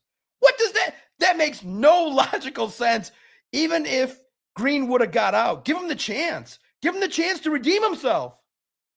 What is everybody talking about? Green sucks. Green strikes out machine. Green can't hit. Let the man have an opportunity. And the biggest story is the runners in scoring position numbers are just atrocious. Nobody can hit at crunch time. Nobody. And that's why people said, can you get one guy that can be clutch as a bat? One. We didn't ask for 5 guys. Just find somebody. Fine. No problem. And then you went with Melton, and that was a disaster. So you deserve to lose. You deserve to lose when you manage that way and your team doesn't pick you up and you don't deliver with runners in scoring position. And another thing, I don't care because I don't have to get fined. These umpires are ass. They are pure ass. They can't see. There's a strike zone, and they don't understand how to freaking call a game. I'm ready for the robots, like right now. Bring in the robots, fire all these old ass guys that need more bifocals and glasses. They can't understand the strike zone. It's annoying because the calls are atrocious. And me personally, I was over it. I'm ready for the Tigers to be done. If they win, great. I would never pick the Tigers in a 7-game series. They don't have any bats. They don't have any reliability. It's frustrating to watch because everybody told you fix the leak. We told Scott Harris, here are the leaks. You can't hit in high leverage situations. You can't trust your bullpen. You go fix these leaks. And he went, no, I'm not going to do that. I'm not going to fix these leaks. I'm going to go and do something completely different. We're like, bro, the whole world sees what's the problem. Fix the leak. He's like, nah, I'm just going to put the black seal over it and do something else. Come on, bro.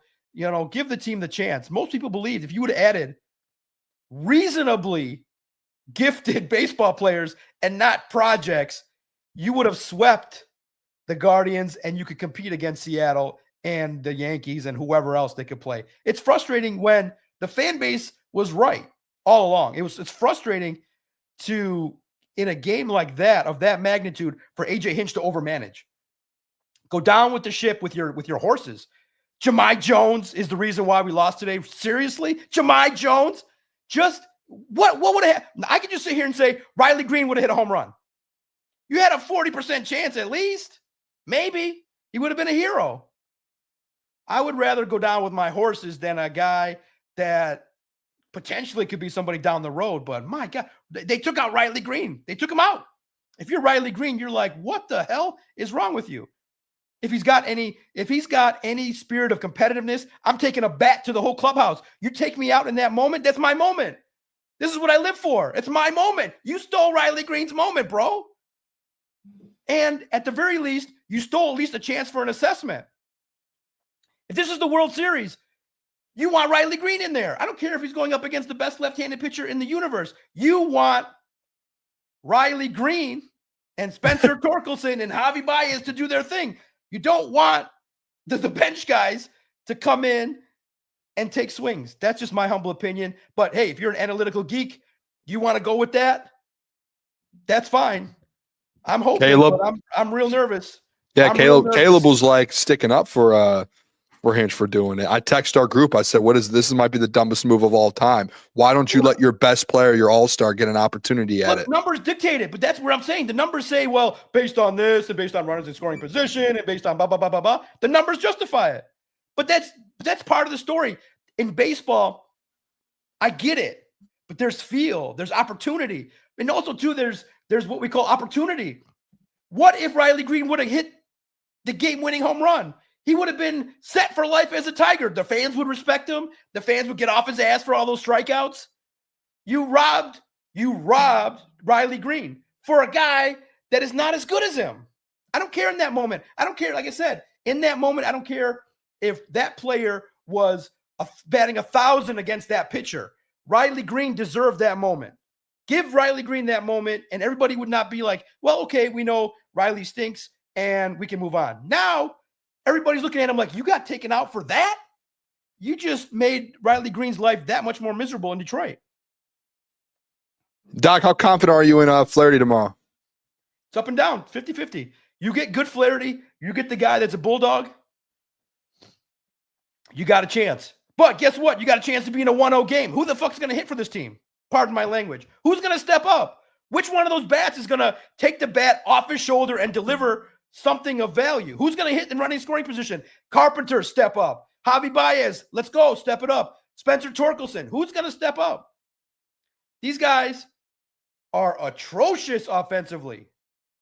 It is atrocious to watch. It's not fun to watch that, to leave all those runners in scoring position. You might end up losing 1-0. But in the end, Flaherty, I'm going to give him 5 innings, 2 earned runs. He'll leave the game in a 2-2 tie, and whatever happens on is baseball gods, man. I think it's going to be crazy. I think there'll be a chance, game 3 all on the line. Tigers take a lead in the 6th, Guardians in the 7th. Tigers take a lead in the 8th, tie it up in the 9th. It's going to be wild.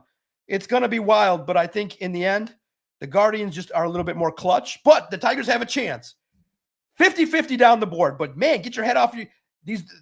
I've never seen anything. What do we got to go down to Cleveland and do a seance to get these guys to hit?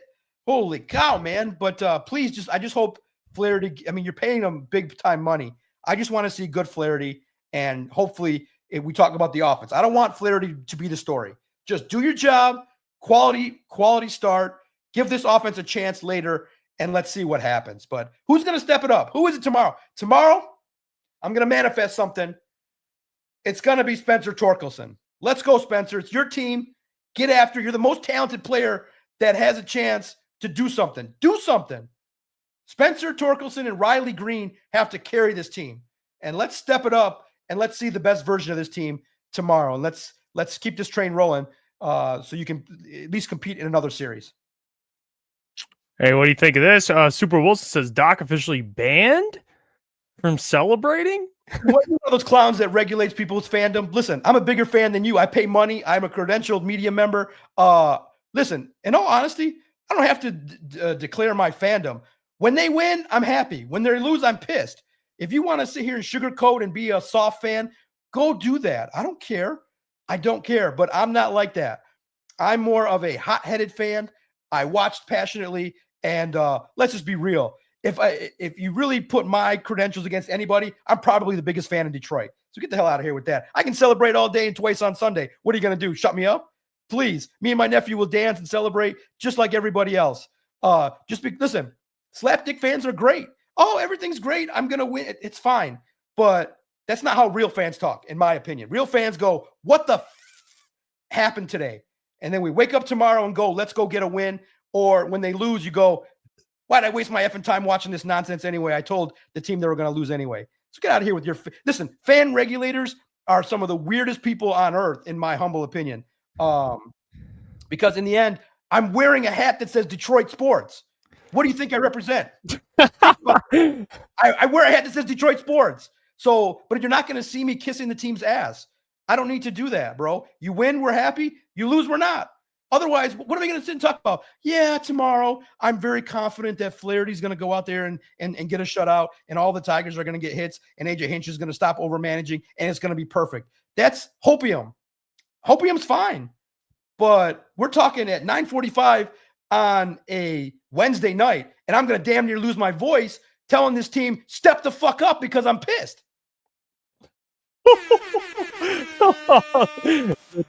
Hey, Doc, we got some questions for you. We'll start it off with Stephen V. Question for the Doc. I saw a lot more Lopez out there against the Browns. Have the coaches said anything about Lopez's impact or increasing his usage? Yeah, no doubt. I definitely, Stephen, asked about Lopez, and he said that the Lions like his wrestling background. He's a good role player, does his job, very consistent. They like his strength. They love him against the run. So I think his role is going to be not increased, but continuously in that range of defensive snaps. So I like what he brings to the table. I think he's really good as a role player and does his job. And I think he can give Tyleik Williams a spell when needed. But, man, let's give credit to Tyleik Williams, too, and his development. He's getting better, stuff in the run and being more consistent. But, yeah, Lopez is doing his job, man. I think that's what makes the Lions defense good is they can mix and match parts. Let's also credit some unsung heroes. Pat O'Connor's doing great. Lacey has shown that he can handle his business. And Al-Quadin Muhammad is a grinder. Doc, when Alim gets back, do you think that's more of a Roy Lopez? He's getting into those snaps. Like, who do you think loses the most when Alim gets back on the interior? Yeah. I think Roy Lopez will lose some. Tyleik will lose some as well. So, but it's good. That's a good thing to have. Opportunities to mix and match against different teams. Different teams that have different strengths with their fronts gives you the best opportunity. But I'm of the opinion that you start slow with Alim McNeel. You get him in 20-25% of defensive snaps. You steadily work his way up and make sure that he's healthy and peaking in the playoffs. This question, which actually I think is a good question. Eric, Doc, do you think Alex and Reeder are both gone after this year? Actually throw a Meek in there. Like, how many of the guys do you expect to be back versus Lions parting ways? Yeah, no doubt. E.T. the legend. I met him at the game. It was great. It was a fun time. If you guys Eric, I saw the picture actually. Yeah, if you guys think that I'm not a man of the people, I literally, if you message me, hey, I want to hang out and say hello, I will take the time to walk among the people and find my way around the stadium. That was a long walk. I was winded, bro. You actually cost me from 1 o'clock to 1:06. I was not as effective. I needed to come out of the game for a minute. That walk was huge, bro. But in the end, I do think Alex is gone. But you see the way he talks to Dan on the sideline. They're very close. I could see him getting another deal, but I do believe that if somebody flashes him some cash, he could be gone. Reeder as well. Yeah, you realize that, these are guys that are going to do the job this year. And I think both of them probably odds on will not be back next year. But if one of them comes back, I do think that you can get some more out of Alex Reeder. I think you probably have an opportunity potentially to replace him in the draft, or you go to get another vet to man the middle. We have another one here. Jeff O'Neill, he says, any trades soon, Doc, that you maybe think Brad will make a move or quiet at the deadline? What do you think? Yeah, no, I'm more thinking the deadline. Hell, let's not leave without Trey Hendrickson, right? Let's keep hoping you thump those Bengals so you can get another defensive end. Look, if you are inclined to enjoy trade talk, Sports Illustrated today on the 1st of October did an article. You can visit the great site, Active, one of the best sites in the world, SI.com. They did an article where they suggested one trade for every NFL team. So I, obviously, being that I'm partners with them, piggybacked off of them, and a name to pay attention to, I believe it's Granderson, and he's an edge from the Saints. He's done okay, familiar with the Lions, and he's on my radar. And Sports Illustrated, I'll give away the click here because I got a lot of them today. It was really, really a special day. The Lions are potentially in an SI.com projected trade, being theoretical, considering giving up a 3rd-round pick for Granderson to bring another edge here. So I like it. I like it. SI's Matt Verderame, great writer. If you go to Lions on SI, you can see the trade terms. Good stuff. You can never have too much edge rusher help. Again, it's a speculative what-if kind of trade, but it's great. You guys loved it. Great numbers. And he's a good player. He's a good player and would serve a nice role, maybe even better than Marcus Davenport. So we do think there's a chance Brad still could add an edge. I know people don't want to hear Have that. to, yeah. Versus a corner. But I know DJ Reed's not out for the year, so that's probably over with. Absolutely. Right. Listen, man, I think you shore up all those positions. You shore up a corner, you get another edge rusher, and you get a reserve offensive lineman. Those are 3 perfect spots to try and upgrade this football team. And man, it'll be an amazing, amazing opportunity. This trade deadline, I believe, will be better. This will be the best deadline that Brad Holmes ever had. Now, when I put on the glasses, this is not the fun-loving Doc. This is the serious time for business, Doc. Time for business, Brad. This team can get to the Super Bowl. This very team. This team, we all know it. It's there. We see it. Why did we all put 10, 11 wins? That offense is legendary. You can have a setback and then, I thought it took a month to get your offense rolling. It took 7 days. That's fine. Some of us have really high standards. We wanted to see it week 1. No problem. Week 2, they scored 50. They followed up the next 2 weeks with all these points. I thought it took time. I was told it takes time. It doesn't take time. When you have talent and great coaching, you can whoop ass from week 1. You can whoop ass in the NFL. Are you not allowed to whoop ass week 1? You're allowed to whoop ass right when the bell rings. You can start whooping ass. So it took them a week. That's fine. But I'm very happy. This team can win the Super Bowl, guys. This team, if they get better and stay healthy, this team can win the Super Bowl. Tell me they can't. No, Doc, if they make I actually was talking to Booner about this. If they make a trade, I don't think it'll be Trey Hendrickson, but let's say that were to happen. That's what you say last week, Doc. It signals to the fan base, we are all in. Which Brad, we're not saying they want to win a Super Bowl, but a move like that or making a move for another player at the deadline signals we are all in an NFC that I believe is relatively open right now. I don't think there's a clear-cut number 1. The Eagles, obviously, but I don't think it's a big drop-off. So, yeah, you don't have to signal all in. Make the football team better. Yeah, it's a better way to say it. Maybe not all. Make the football team as best as humanly possible. What does the guy in Chicago say?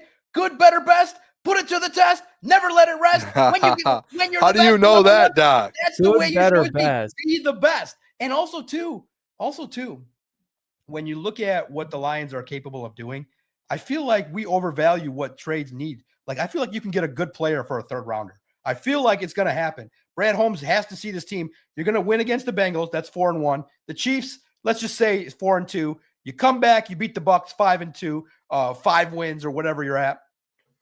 This football team has a chance to really solidify themselves at the deadline. What better way to show your fan base that we're ready than to improve both sides of the ball, get after it for Jared Goff and give him a chance, man. I'm excited.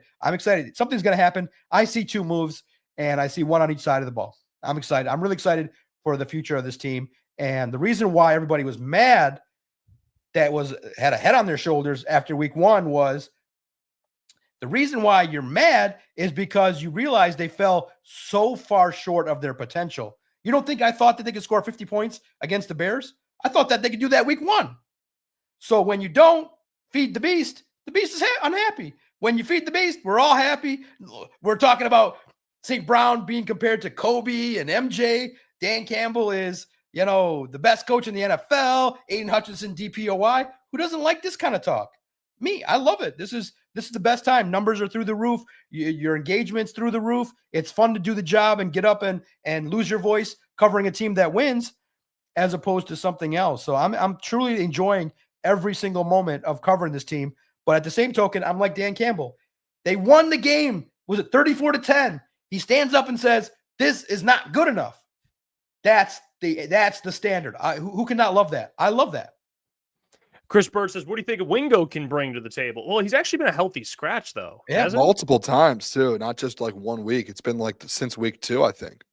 Yeah, healthy scratch. Why? Other guys are stepping up, matchup based.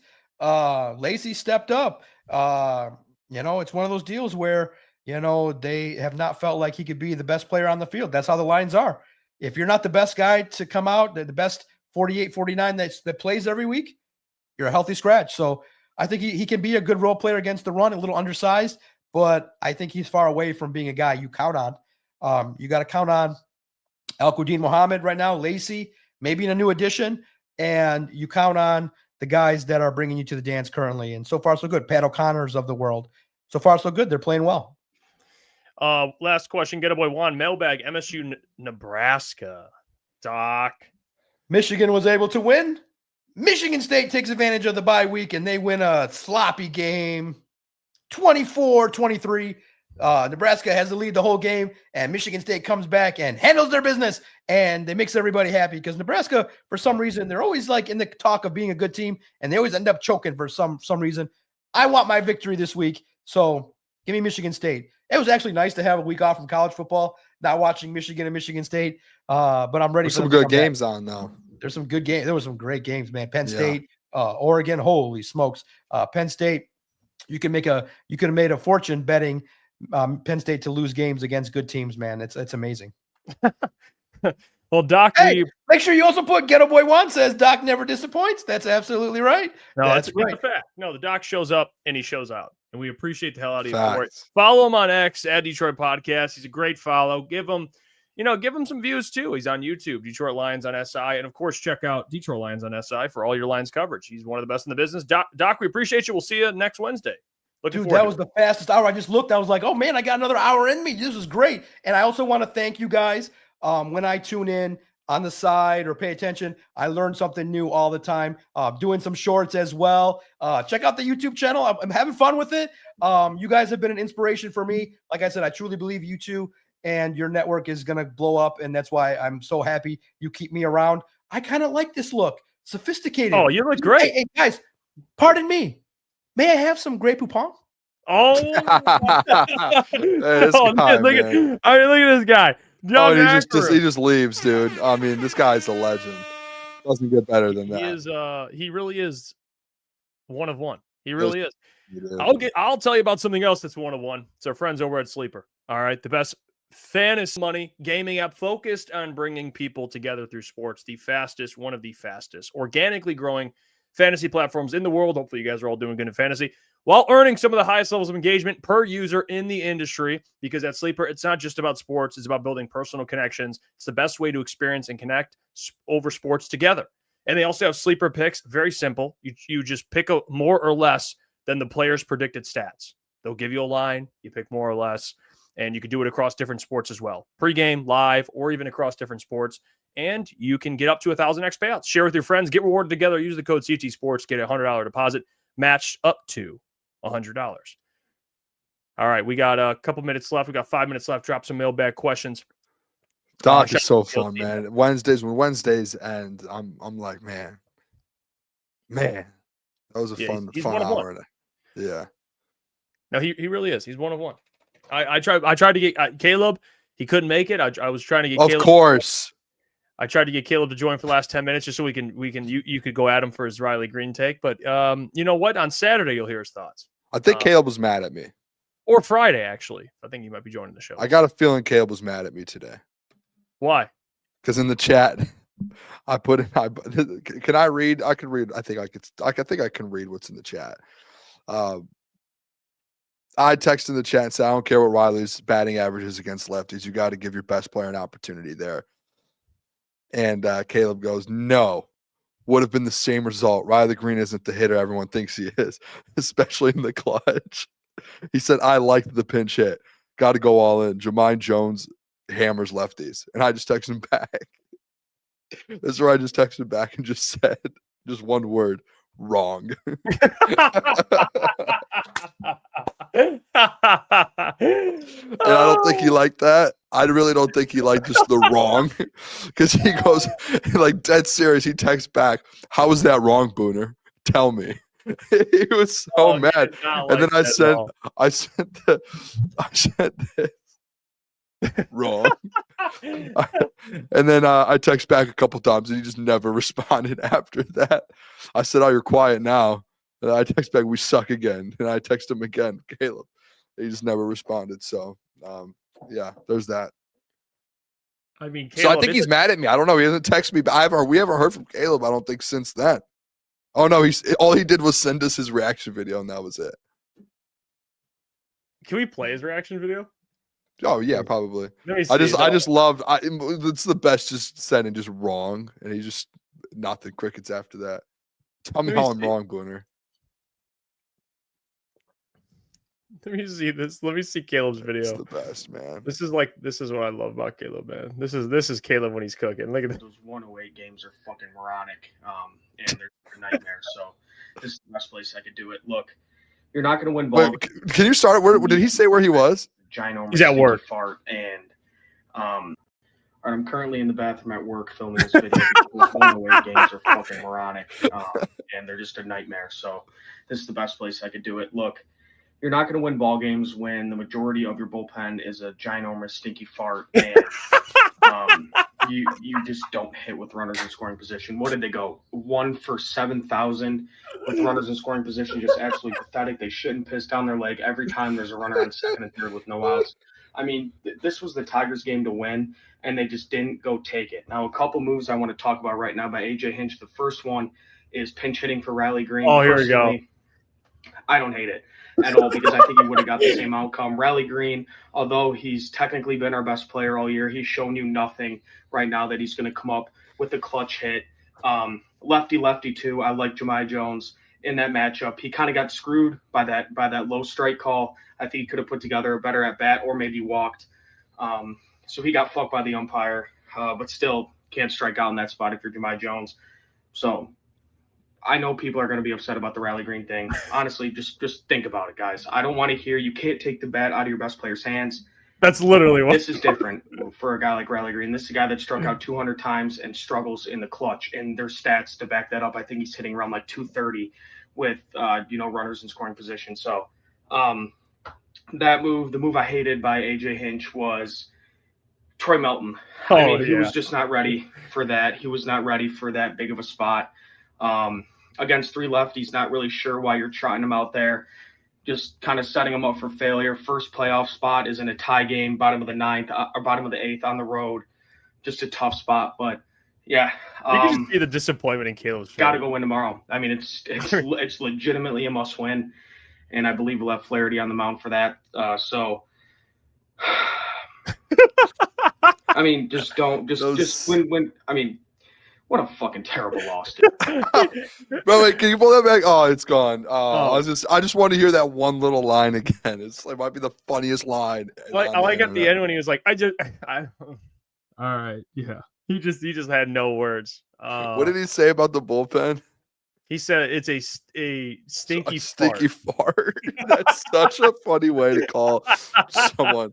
Like I could imagine just like being mad at someone at like a like out and about or something, and just being like, "You're just such a stinky fart." Like, Yeah, what are you doing with what? that? I mean, that's the worst, man. Zero response to that. That's unreal, man. We appreciate you all. Appreciate the DOC as always on Wednesdays. We'll be back tomorrow, 8 p.m. Appreciate the support. Get your merchandise, officialctsports.com. Follow us on social media platforms as always. But until tomorrow, we will catch you all. Love you guys. Peace.